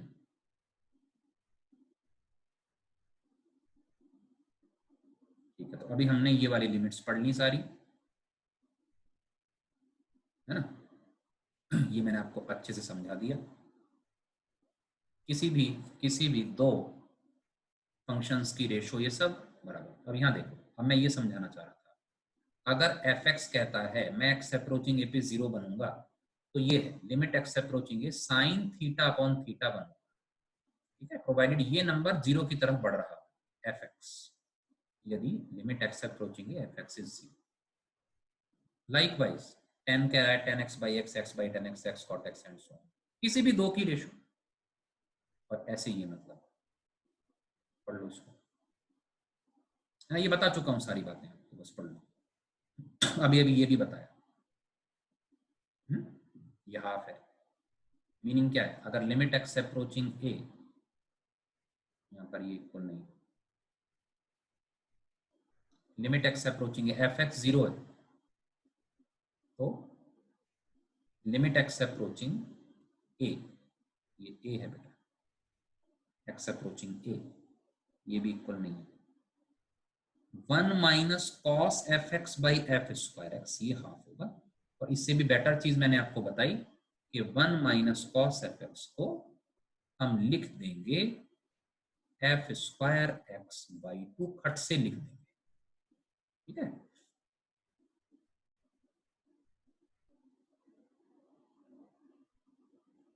करो क्वेश्चन, अब खट खट करते जाओगे,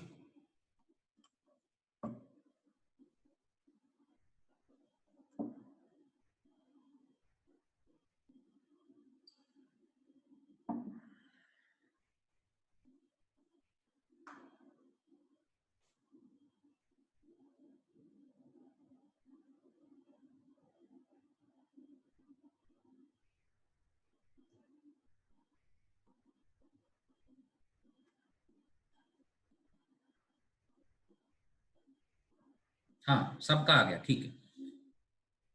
अब सुनो, कितने स्टूडेंट को बोर्ड देना है भाई अगली साल? कितने स्टूडेंट्स को बोर्ड का पेपर देना है? जल्दी बताओ, देरी मत लगाना।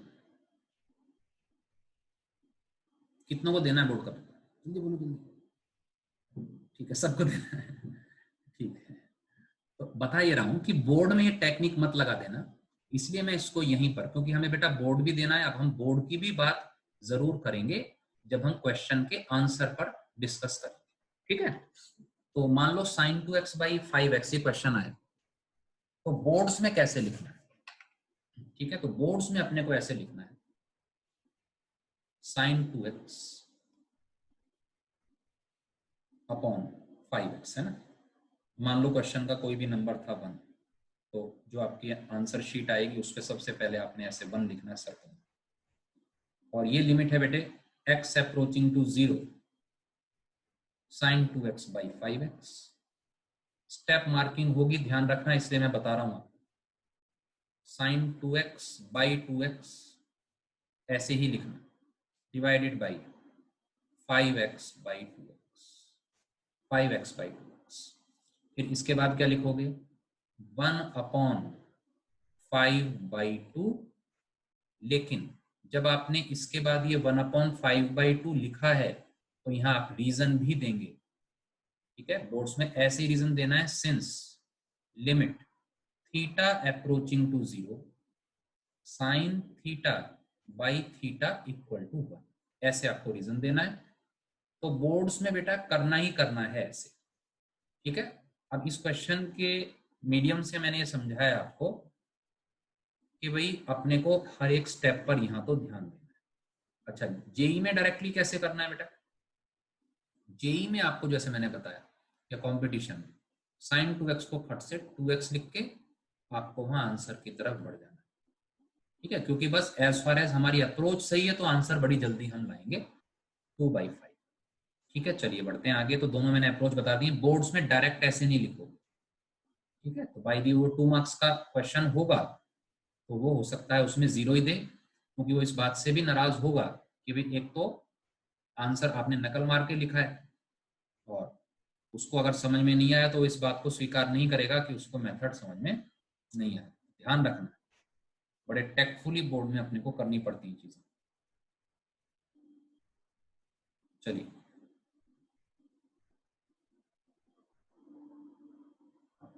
माइक पूछने इतना सिंपल देंगे बेटा अप्रोच बताइए। बिल्कुल 1 या 2 मार्क्स में तो आता है ना सिंपल बोर्ड में। अच्छा, आप शायद आईटी में पूछना चाह रहे थे। आईटी में तो इसका यूज होगा ना बीच में बेटा, एक क्वेश्चन डायरेक्ट थोड़ी आएगा ऐसा माइक।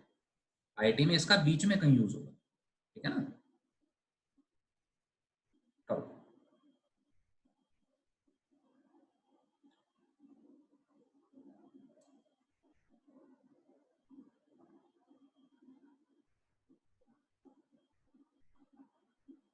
हाँ तो मैं समझ गया भाई, आप बोर्ड में कैसे लिखना है वो आप लिख लोगे, है ना। इतना टाइम क्यों लग रहा है इसमें आंसर में? हाँ, तो ये आप लिख लोगे, इसलिए मैं जो है इसमें बोर्ड वाली जो चीज है इस क्वेश्चन में और मैं यहाँ बता रहा हूँ क्योंकि वो इंपॉर्टेंट है। कैसे लिखना है? डिवाइडेड बाई 10 3x,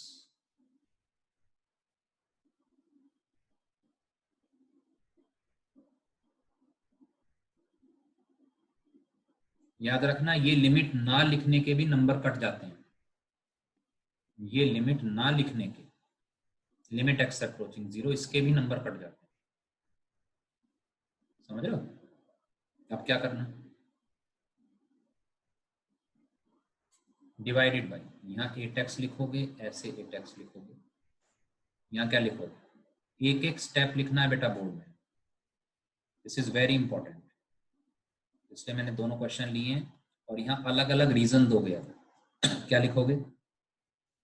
इसकी वैल्यू आप लिखोगे 8x by 3x, limit x approaching 0 her step पे लिखना 8/3 since theta approaching 0, sin theta by theta equal to 1 and theta approaching 0 tan theta by theta is also equal to 1. ठीक है, बाकी आप समझदार हैं। जी के हिसाब से आपने ऐसे कर दिया, नीचे tan 3x लिखा, क्योंकि प्रोडक्ट में फैक्टर है तो sin थीटा को फट से थीटा लिखा, tan थीटा को भी थीटा लिखा। दो बातों का ध्यान रखा, एक तो थीटा अप्रोचिंग टू 0 हो, 8x इज अप्रोचिंग टू 0। दूसरा इस बात का कि sin थीटा आपका फैक्टर की तरह पड़ा होगा, तो 8x और 3x, so this is equal to 8/3, this is equal to 8/3। Clear? हाँ सात्विक, formal notation of limits is limit और लिमिट। बेटा ये दोनों चलेंगे, बोथ आर करेक्ट बेटा। सात्विक ये दोनों चलती हैं बेटा, LIMB आप लिख सकते हो। इतने ये जो चीजें हैं इसमें वो नंबर नहीं काटते हैं, कुछ लोग LT को छोटा लिखेंगे वो भी चलेगा, लिमिट ऐसे लिख देंगे वो भी चलेगा। ये 3 नोटेशन देखो मैंने लिख दी है आपके सामने, और छोटे में LIM ये भी लिख दे, 4 नोटेशन, चारों चलती है, इसमें उनको दिक्कत नहीं है, ये बातें समझ लेते हैं। लेकिन कोई ऐसी चीज लिख दोगे, ठीक है ना, जो उनकी समझदारी पर प्रहार करेगी, तब उन लोगों को फ्रस्ट्रेशन भी हो सकती है। ठीक, चलें आगे भाई।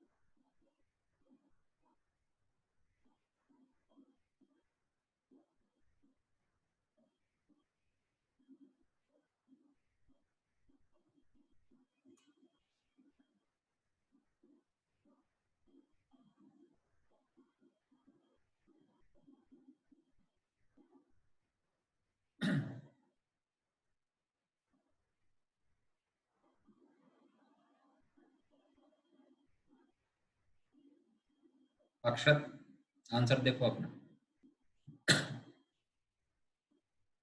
सही कैसे करा बेटा? अब एक बात और सुन लेना, 1 minus cos x by x square की लिमिट हाफ होती है, ये भी बोर्ड्स में डायरेक्टली यूज नहीं करना है। बोर्ड्स में केवल ये दोनों स्टैंडर्ड है, तो मैं ये भी बताता चल रहा हूँ। बोर्ड्स में कौन सी चीज स्टैंडर्ड केवल यूज करनी है, साइन थीटा बाई थीटा 1 होता है, टेन थीटा बाई थीटा 1 होता है। ठीक है, तो मैं दोबारा करना नहीं चाह रहा बोर्ड के अकॉर्डिंग, तो बोर्ड के अकॉर्डिंग कैसे करोगे, रैशनलाइज कर देना इसको, 1 प्लस कॉस 5x से रैशनलाइज करके फिर इसको करना। ठीक है, चलो तो एक बस ये तीसरा और डिस्कस कर देता हूँ, इसके आगे बोर्ड वाली टेक्निक आपको अच्छे से समझ में आ जाएगी कि मैं किस ओर इशारा करता हूँ। अगर ये बोर्ड के दिन क्वेश्चन आएगा तो एक एक स्टेप में आपको यहाँ लिमिट लिखते चलनी है, एक्स अप्रोचिंग, रैशनलाइज करना है, रैशनलाइज करते ही खुश हो जाएगा एग्जाम में, उसको बात समझ में आ जाएगी। ऊपर क्या 1 माइनस कॉस स्क्वायर क्या बनेगा बेटा, sine square 5x divided by 3x square. ठीक है, स्टेप मार्किंग, एक एक स्टेप लिखना है, होल डिवाइडेड बाय। तो हमें जहां जरूरत पड़े हमें बहुत जल्दी से भी करना आना चाहिए आंसर सही निकाल के, और जैसी डिमांड हो पेपर की स्टेप मार्किंग भी ध्यान में रखते हुए स्टेप्स लिखने भी आने चाहिए। तो ऐसे लिख दिया, अब इनको अलग अलग कर दिया, क्योंकि ये डिनोमिनेटर में हमने लिमिट देख ली फाइन है। इसके बाद ऐसे लिखा, divided by limit x approaching 0, ऐसे लिखा। ठीक है, इसके बाद नेक्स्ट स्टेप, एक एक स्टेप में करना है। यहाँ हो गया 2, ऊपर बोलो साइन स्क्वायर 5x, तो sign 5x divided by 5x, इसका लिखोगे स्क्वायर पहले, मल्टीप्लाइड बाय, और यहाँ क्या आएगा 25x स्क्वायर, और नीचे आएगा 3x स्क्वायर। क्लियर? और याद रखें आपको सीक्वेंस एक ही रखनी है। अब देखो साइन 5x बाई 5x आपका ये 1 हो गया, तो यहाँ 1/2 इंटू 25/3, इसमें पहले रीजन देंगे कि limit theta approaching to 0 sine theta by theta 1 होगा। ठीक है, ध्यान रखना, एक एक स्टेप इंपॉर्टेंट। और ये भी ध्यान रखना है बोर्ड्स में, यहाँ तो चलो मैं ऐसे लिख रहा हूँ, वहां पर जो आपकी डायरेक्शन होनी चाहिए वो ऊपर से नीचे होनी चाहिए। अब देखो हम ऐसे गोलाई में गए, ऐसे गए, फिर हमने ये लिखा, फिर ऐसे गए, फिर ऐसे आए। तो आपको ऐसे नहीं लिखना है, ठीक है ना, आपको एक ही सीक्वेंस में लिखना है। ये भी बता दें। क्लियर भाई? बोर्ड्स का तरीका हो गया कि भाई बोर्ड वाले दिन हमें ऐसे काम कर करके आना, और जेई वाले दिन कैसे करना है।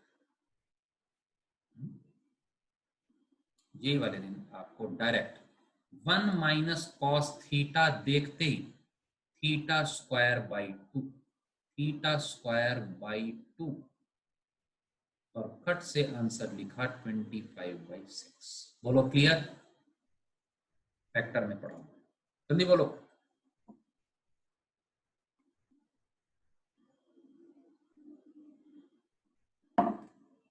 हाँ भाई, क्लियर टू ऑल? चलिए आगे बढ़ते हैं।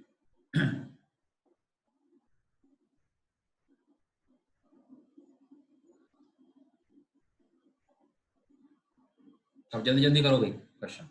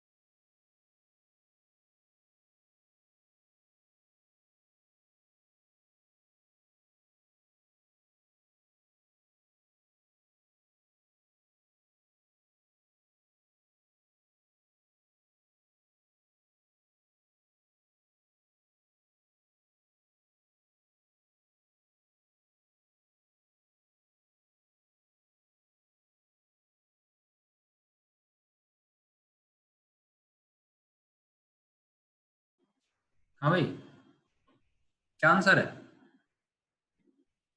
हम्म?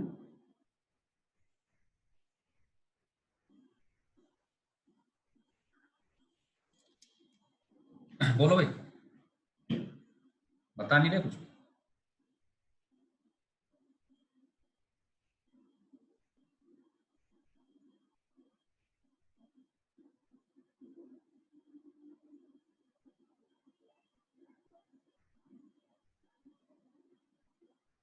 बता नहीं रहे भाई।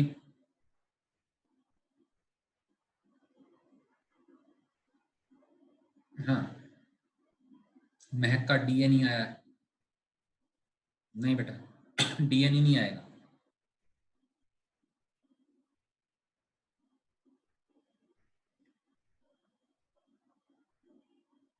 तनुश्री का 1 आया है।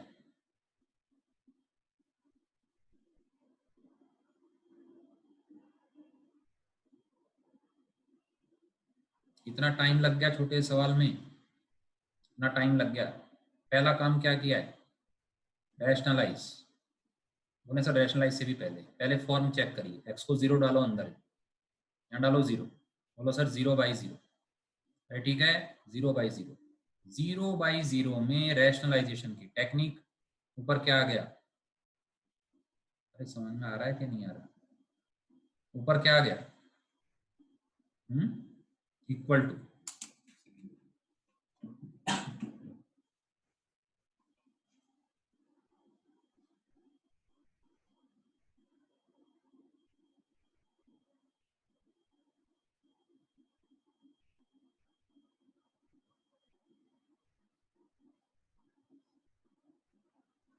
हाँ भाई, ऊपर क्या आ गया?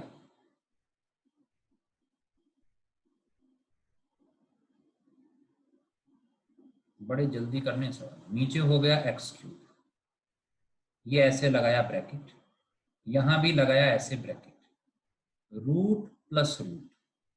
अब मैंने क्या बताया था, ये लिमिट हम कहां ले जा सकते हैं बेटा, एक्स अप्रोचिंग टू जीरो, पहले भी इसका यूज करवा चुका। क्या मैं इस ब्रैकेट से इस ब्रैकेट में जो एक फैक्टर है, ठीक है, चाहे वो डिनोमिनेटर में हो चाहे न्यूमरेटर में, देखो ना पूरा का पूरा, क्या ये फाइनाइट नॉन जीरो नंबर है यहां से यहां तक? चेक करो, यस, 1 प्लस टेन एक्स बैठा है पहले में, 1 प्लस साइन एक्स बैठा है, तो ये 2 है ना बेटा, तो इसको 2 लिखने में बुराई नहीं है। अरे बताओ भाई, इस पूरे को क्या लिख दोगे, 2 लिख दोगे, इसमें कोई संदेह नहीं होना चाहिए। बोल नहीं रहे कुछ भी, बता नहीं रहे हो कुछ भी। 2x क्यूब, ये लिख दिया 2x क्यूब। न्यूमरेटर में 10x sin x को देख के कौन सा फॉर्मूला दिमाग में आया? न्यूमरेटर में 10x sin x को देख के कौन सा फॉर्मूला दिमाग में आया? बोले सर ऊपर 10x कॉमन लेने का मन किया, क्योंकि दिमाग में दौड़े दो फॉर्मूले, 10x into 1 minus cos x आया ऊपर, ऐसे आया, नीचे टुकड़े कर दिए x पर, जो फॉर्मूले दिए उसी पर तो बेस्ड क्वेश्चन दिया है। 10x बाई एक्स 1 होता है, ये हाफ होता है, 1/4 आंसर है। बोलो क्लियर, डन हो गया? डन हो गया क्या? जल्दी बताओ भाई।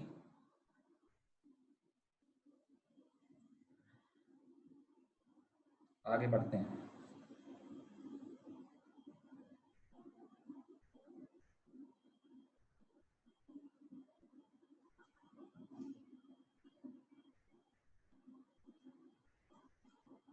खट खट खट करो भाई, स्पीड बढ़ाओ जल्दी से।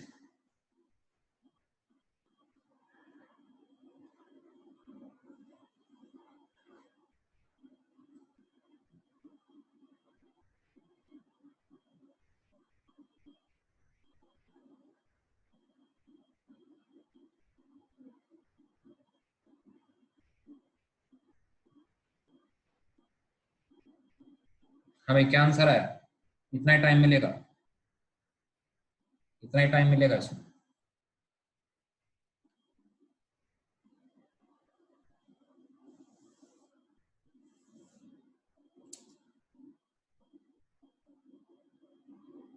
सात्विक का -1 आ गया। सात्विक बेटा -1 आपका आंसर आया है, आपको नंबर मिले हैं इस क्वेश्चन में, इसका आप निर्धारण कर लें। -1 आपका आंसर बता रहे हो या अपने नंबर बता रहे हो, जो इस क्वेश्चन में आपको मिल जाएंगे?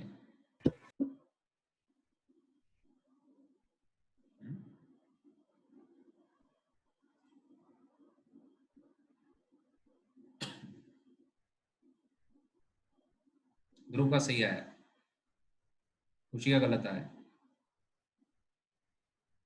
सात्विक के क्योंकि 2 गलत आ गए हैं तो अब उसको -1 की जगह -2 दिए जाएंगे।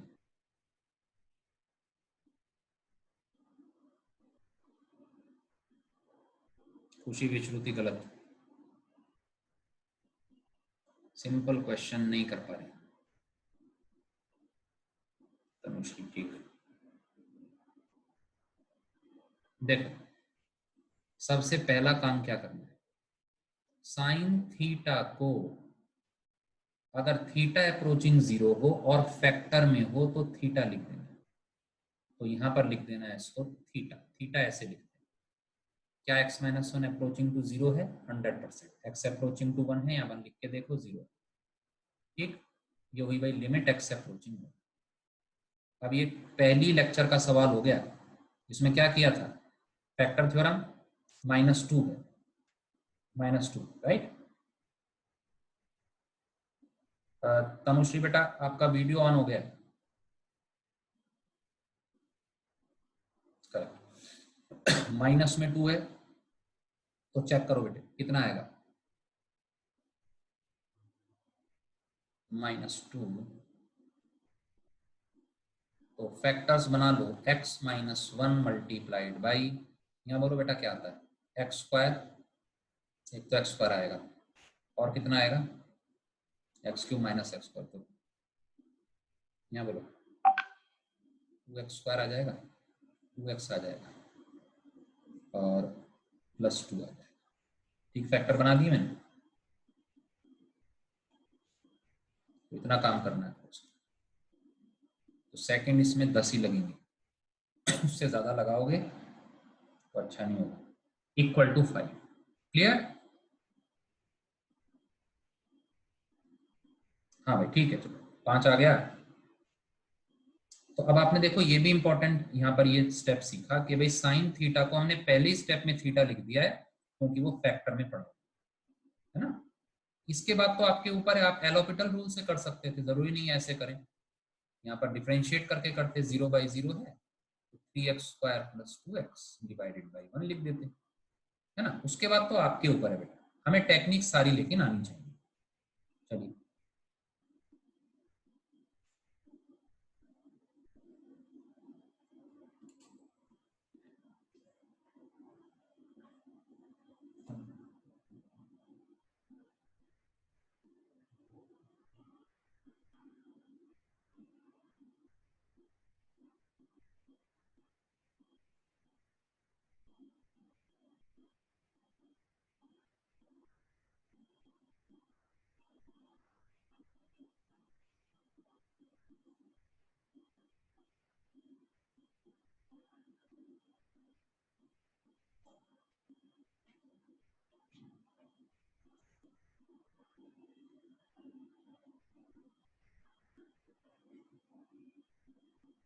Form of the problem 30 second से लेकर 1 मिनट में, 1 मिनट से ज्यादा नहीं लगेगा और नहीं लगना चाहिए।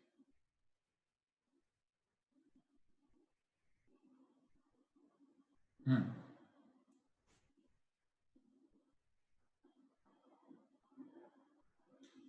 0 × ∞ math correct. So it is indeterminate form, सब लोग चेक कर लो पहले।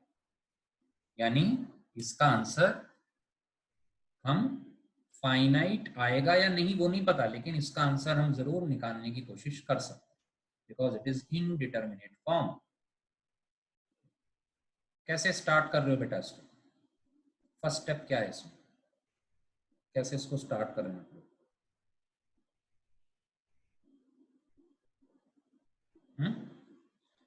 कैसे स्टार्ट करो? 1 + t, सही कहा सात्विक ने। ऐसा एक क्वेश्चन हमने बाइनोमियल थ्योरम में करा था, याद है? It because we are more comfortable with, देखो मैक्सिमम जो लिमिट बेटा आप याद रखोगे वो लिमिट x अप्रोचिंग 0 ही याद रखोगे, है ना। देखो अभी भी हमने जो 3 लिमिट याद रखी हैं, sin x/x, tan x/x, तीसरी रखी है 1 - cos x/x², सारी x अप्रोचिंग 0 है ना। तो ऑलमोस्ट 90 to 95% हमें इसी की लिमिट याद रखनी होती है, x अप्रोचिंग 0। तो 0 लाने के लिए इट्स अप टू यू, आप x को 1 + t डाल सकते हैं, 1 - t भी डाल सकते हैं। तो लिमिट क्या हो गई, मैंने मान लो 1 - t डाल t अप्रोचिंग 0 हो गया, है ना। x क्योंकि अगर 1 के नजदीक है, यहाँ 1 है, तो t अप्रोचिंग टू 0 हो गया। अंदर बोलो क्या आएगा, 1 - xt बन गया। आंसर कितना है? आंसर बोलो, आंसर तो किसी ने लिखा ही नहीं अब तक। tan of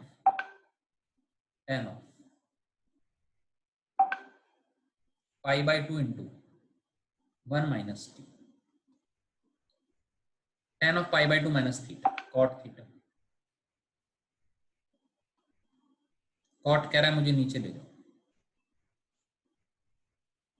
tan of π t/2, limit है t अप्रोचिंग 0, क्योंकि t अप्रोचिंग 0 है तो ये भी अप्रोचिंग टू 0 है, πt/2।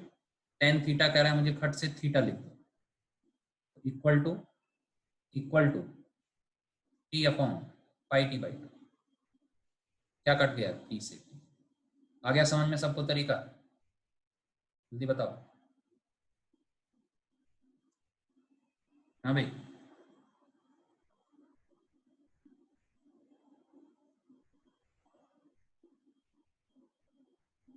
उससे फर्क नहीं पड़ता, 1 + t मान लो, 1 - मान लो, आंसर सेम है। ठीक है, बढ़े आगे। ओके, 2/π लिख लेना इसको।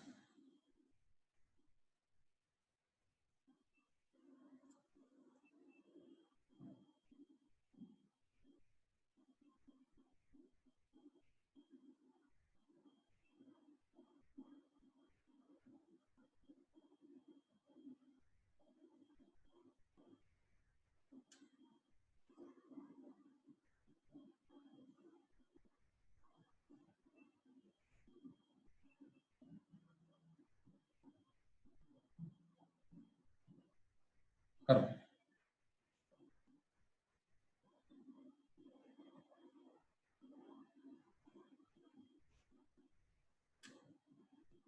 भाई अपनी ईमेल आईडी अभी तक सबने व्हाट्सअप नहीं करी है मेरे को, वो कर दो, क्योंकि आगे से क्या होगा, रिकॉर्डेड लेक्चर्स जो हैं वो ईमेल पर जाएंगे। तो ईमेल आईडी अभी सबने मेरे को अपनी व्हाट्सअप नहीं करी है, क्योंकि वरना फिर वो आप एक्सेस नहीं कर पाओगे।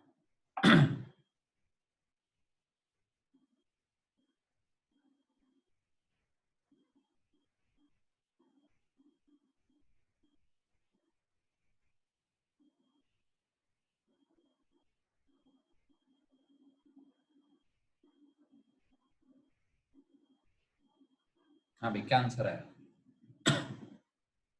अभी कर देना ईमेल आईडी सारे लोग जिन्होंने नहीं किया है। जिन्होंने पहले कर दिया उनको जरूरत नहीं करने की।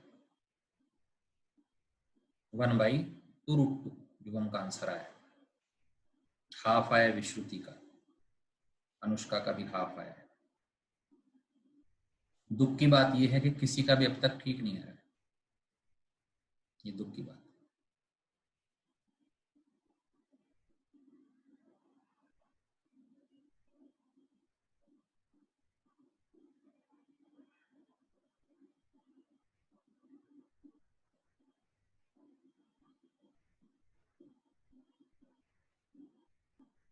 हाँ भाई, आंसर नहीं निकाल पा रहे हो आप लोग।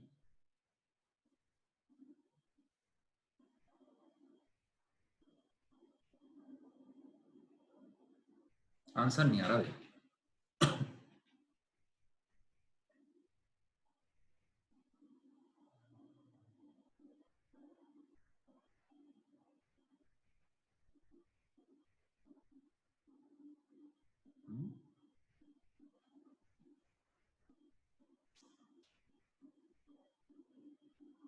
हो गया टाइम।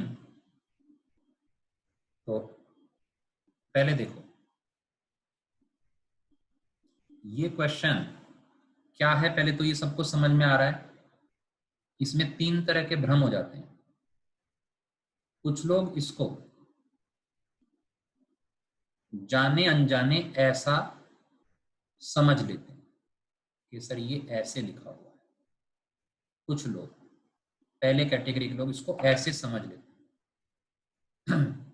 दूसरी कैटेगरी वाले लोग वो हैं जो कॉस के अंदर ही पूरी चीज को समझ लेते हैं। यह है कैटेगरी नंबर 2। और तीसरी कैटेगरी वाले वो हैं जो उसको सही पढ़ते हैं, 1 माइनस जैसा लिखा हुआ वैसा ही पढ़ते हैं, 1 minus cos x into root cos 2x। तो ये अपने आप निश्चय कर लें कि आप कहीं पहली 2 कैटेगरी वाले तो नहीं है, ऐसे या ऐसे तो नहीं है। पहले ये आप निश्चय कर लें। हाँ भाई, आप 3rd कैटेगरी वाले ही होने चाहिए। ये क्वेश्चन तो समझ में आ रहा है क्या लिखा है? देखो, तो बोले सर यहाँ पर तो cos x ऐसे लिखा हुआ है, तो जब भी यहाँ ब्रैकेट नहीं लगाएगा तो अंडरस्टूड है वो cos x अलग है, ये अलग। इतना एग्री करते हो क्या सब लोग? चेक कर लो पहले, कहीं ऐसा तो नहीं पढ़ लिया था। विश्रुति और अनुष्का, आप लोगों ने कैसे किया ये बताओ।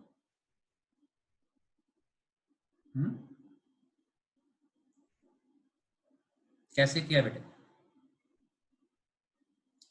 महक ने फर्स्ट कैटेगरी मान लिया है, तो बेटा 1 माइनस देखो ना, वो तो आपकी गलती है महक, है ना, वो प्रिंटिंग एरर नहीं है, प्रिंटिंग तो बिल्कुल सही है। वो यहाँ से यहाँ तक मेरे को पता नहीं, पहले क्वेश्चन दे चुका हूँ, लोग ऐसे जाने अनजाने पड़ जाते। विश्रुति ने भी देखो स्वीकार किया फर्स्ट कैटेगरी, अनुष्का ने। तो मेरे को आंसर देते ही मेरे को पता चल जाता है कि आप लोगों ने कैसे सोचा हो। चलो एक बात और बताता हूँ, कई बार अब हाफ आंसर कैसे, अगर ये अब ये 3 अलग अलग सवाल हो गए, तीनों को डिस्कस करते हैं। अब फर्स्ट कैटेगरी में ये क्वेश्चन आता है, तो 1 minus cos x by x square product में ये पूरा हाफ इंटू 1, तो ऑब्वियसली इसको हाफ ही लिखते हैं, इसमें कोई दिक्कत नहीं। अगर ये वाला क्वेश्चन होता, ध्रुव का आंसर 1 आया है, 1 के पहले बेटा माइनस लगाओ और उसमें लिख लो marks obtained, m dot capital O dot, ठीक है। देखो अब यहाँ मान लो कैटेगरी ये होती तो इसको कैसे करते? बोले ये चीज अप्रोचिंग टू जीरो है क्या? और क्या ऊपर 1 माइनस कॉस थीटा पूरा का पूरा एक टर्म है क्या? यस, ये पूरा एक टर्म। जहां ये थीटा अप्रोचिंग टू जीरो, तो 1 माइनस कॉस थीटा को आप लिख देते थीटा स्क्वायर बाई 2, तो इसका स्क्वायर थीटा स्क्वायर बाई 2 लिख देते, तो इसका भी आंसर हाफ आ जाएगा। ठीक है, तो ये तो वो दो कैटेगरी हैं जो फर्स्ट राउंड में मिस्टेक हो गई। अब तीसरे कैटेगरी वाले कौन से स्टूडेंट्स हैं उनको बताओ। जो सवाल भी सही पढ़ते हैं लेकिन उनका उत्तर गलत आता है। अब वो क्या करते हैं वो देखना, इस वाले इस केस में देखना। अब वो अपने मन अनुसार, अक्षत का आंसर इनफाइनाइट आया है बेटे, माइनस इन्फिनिटी में तो मार्क्स में दे नहीं सकता हूं। अक्षत बेटा, माइनस इन्फिनिटी में मैं तुम्हें नंबर कैसे दूं?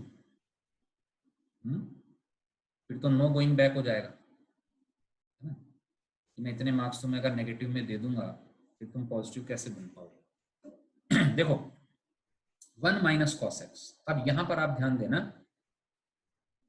आप और क्या गलती कर सकते हो उससे सावधान रहना।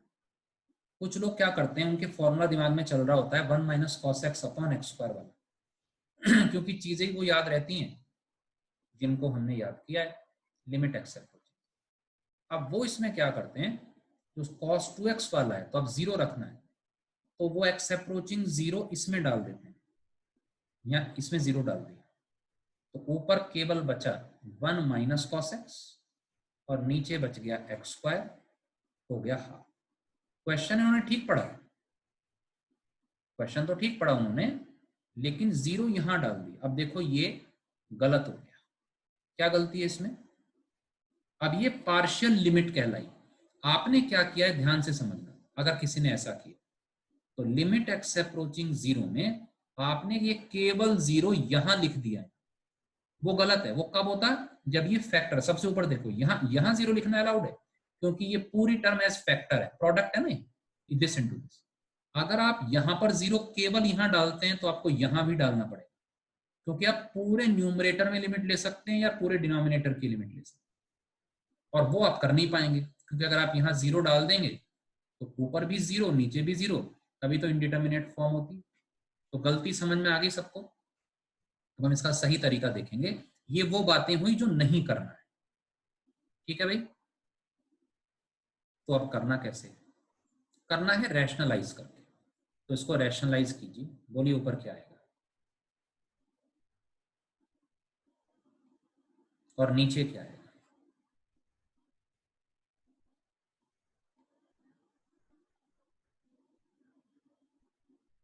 और अब आप मुझे बताएंगे जीरो में लिमिट कहां ले सकता हूं? तो अब अगर मैं इस पूरे एक्सप्रेशन को देखूं तो इस ब्रैकेट से इस ब्रैकेट में यहां मैं जीरो बड़े आराम से डाल सकता हूं। ये finite non zero limit, finite non zero limit. Clear? Correct. बोले सर इसको दो लिखने में कोई अहित नहीं है। 2x स्क्वायर, 2x स्क्वायर ऊपर आ जाए, cos 2x, cos 2x कह रहा है मेरा फॉर्मूला खोलो, क्या होता है 1 माइनस 2 साइन स्क्वायर एक्स। तो ऊपर कितना हो गया plus 2 sine square cos square, नीचे 2x, ये हो गया sine square, sine square x. पहली टर्म कॉमन ले लो, 1 प्लस 2 कॉस एक्स स्क्वायर, नीचे 2x। अब सबकी लिमिट ले लो, sine square x by x square की लिमिट 1 होती है, 1 प्लस 2 इसकी 3/2, तो आंसर कितना आ गया 3/2, which is the correct answer. बताओ सबको तरीका समझ में आ गया क्या? जल्दी चेक कर लो।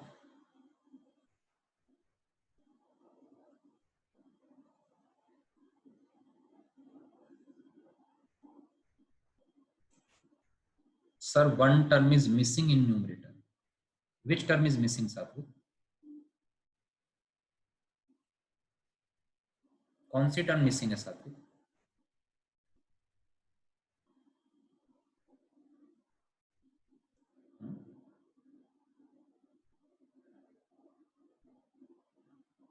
-2 साइन स्क्वायर एक्स, कहाँ पे? कौन सा -2 साइन स्क्वायर एक्स, कहाँ पे मिसिंग है? समझ में नहीं आया? माइक पे आओ। जरूर गलती कर दी थी मैंने, वहाँ ब्रैकेट पूरा ले लिया था 1 - cos स्क्वायर एक्स में। अब देखो कर रहे हो ना गलती, अब Yes, तुम लोग sir. सुधर जाओ तुम लोग, तभी तो मैं बता रहा हूँ ये गलती क्योंकि आप लोगों ने नहीं की है, तो मैं 15 साल से देखता आ रहा हूँ, उसी का निचोड़ बता रहा हूँ। इतनी ये भी गलती कर देते हैं कि क्वेश्चन स्टूडेंट क्या क्वेश्चन को पढ़ भी नहीं पाता है, क्योंकि back of the mind subconscious में हमारे फॉर्मूला दौड़ता है 1 - cos x स्क्वायर, तो हमारा दिमाग ना चाहते हुए यहाँ ब्रैकेट मन में ही लगा लेता है। अब देखो सात्विक ने क्या गलती की, इस 1 - cos स्क्वायर को अब वो अभी भी ब्रैकेट माने हुए, वो इस भ्रम से दूर ही नहीं आना चाहते, इस स्वप्न से वो बाहर ही नहीं आना चाहते। ऐसे है, तरीका क्लियर हो गया सबको? P/2 is the correct answer. ठीक है चलिए, तो भाई ईमेल आईडी जो है वो अभी के अभी व्हाट्सएप कर दो जिन्होंने अभी नहीं किया है। ठीक है, तो टेस्ट आप लोगों का तैयार है ना? तो उसमें एक दिन का टाइम दे दिया जाएगा, या तो ट्यूसडे टू वेडनेसडे का स्लॉट हो जाएगा 24 आवर्स का, है ना? चेक कर लेंगे उसका, तो ट्यूसडे नाइट से वेडनेसडे नाइट कर देंगे, 24 आवर्स स्लॉट में अवेलेबल रहेगा। क्लियर है? तो अच्छे से उसको देना है। ठीक है, you got answer from the second method. Second method कौन सा बेटा ध्रुव?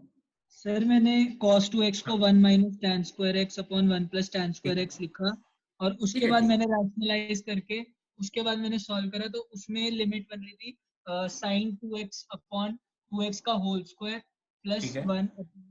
सर वो मतलब लिमिट बन रही थी, उससे आ रहा था आंसर वो 1 + cos स्क्वायर x। ठीक है, वो गलत नहीं है बेटा, लेकिन सोचो अगर तुमने cos 2x का फॉर्मूला लगाया तो वो तो वहां पर बेटा आपको लेंथी प्रोसेस हो गई ना, आप डायरेक्टली इसको रैशनलाइज करोगे, tan का फायदा क्या हुआ लगाने का, है ना? वो यस लेंथी है सर। बेटा, वो लेंथी है। ओके ठीक है, यस सर। तो अभी जो है बेटा सर हमें हाँ माई सर हमें आफ्टर टेस्ट इनकी हार्ड कॉपीज मिल सकती है, मतलब आप इनका कुछ दे सकते हो पीडीएफ इन फॉर्म क्वेश्चंस वगैरह? हाँ, उसका आपको डाउनलोडेड फॉर्म में आ जाएगा बेटा पीडीएफ, क्योंकि जो क्वेश्चन पेपर आएगा वो आपको अवेलेबल रहेगा, डोंट वरी। उसका सॉल्यूशंस भी मैं कोशिश करूंगा, या जो हिंट्स हैं वो प्रोवाइड करा देंगे आपको एज फार एज पॉसिबल। ठीक है, ठीक है सर। सर पैटर्न क्या होगा, मेंस का कि एडवांस लेवल? लेवल जो होगा वो मान के चलो कि ऑब्वियसली एडवांस्ड और मेंस के बीच का ही रहेगा, मेंस से ऊपर का रहेगा। ठीक है, अभी के लिए जो पैटर्न रखा है वो मेंस पैटर्न ही रखा है। ठीक है, ठीक है सर। हाँ पैटर्न बेटा अभी मेंस पैटर्न है, लेकिन लेवल जो मैं बता रहा हूँ वो लेवल एडवांस और मेंस के बीच का है, जिससे अपनी सारा ढंग से जो है प्रैक्टिस हो जाए। ठीक है सात्विक?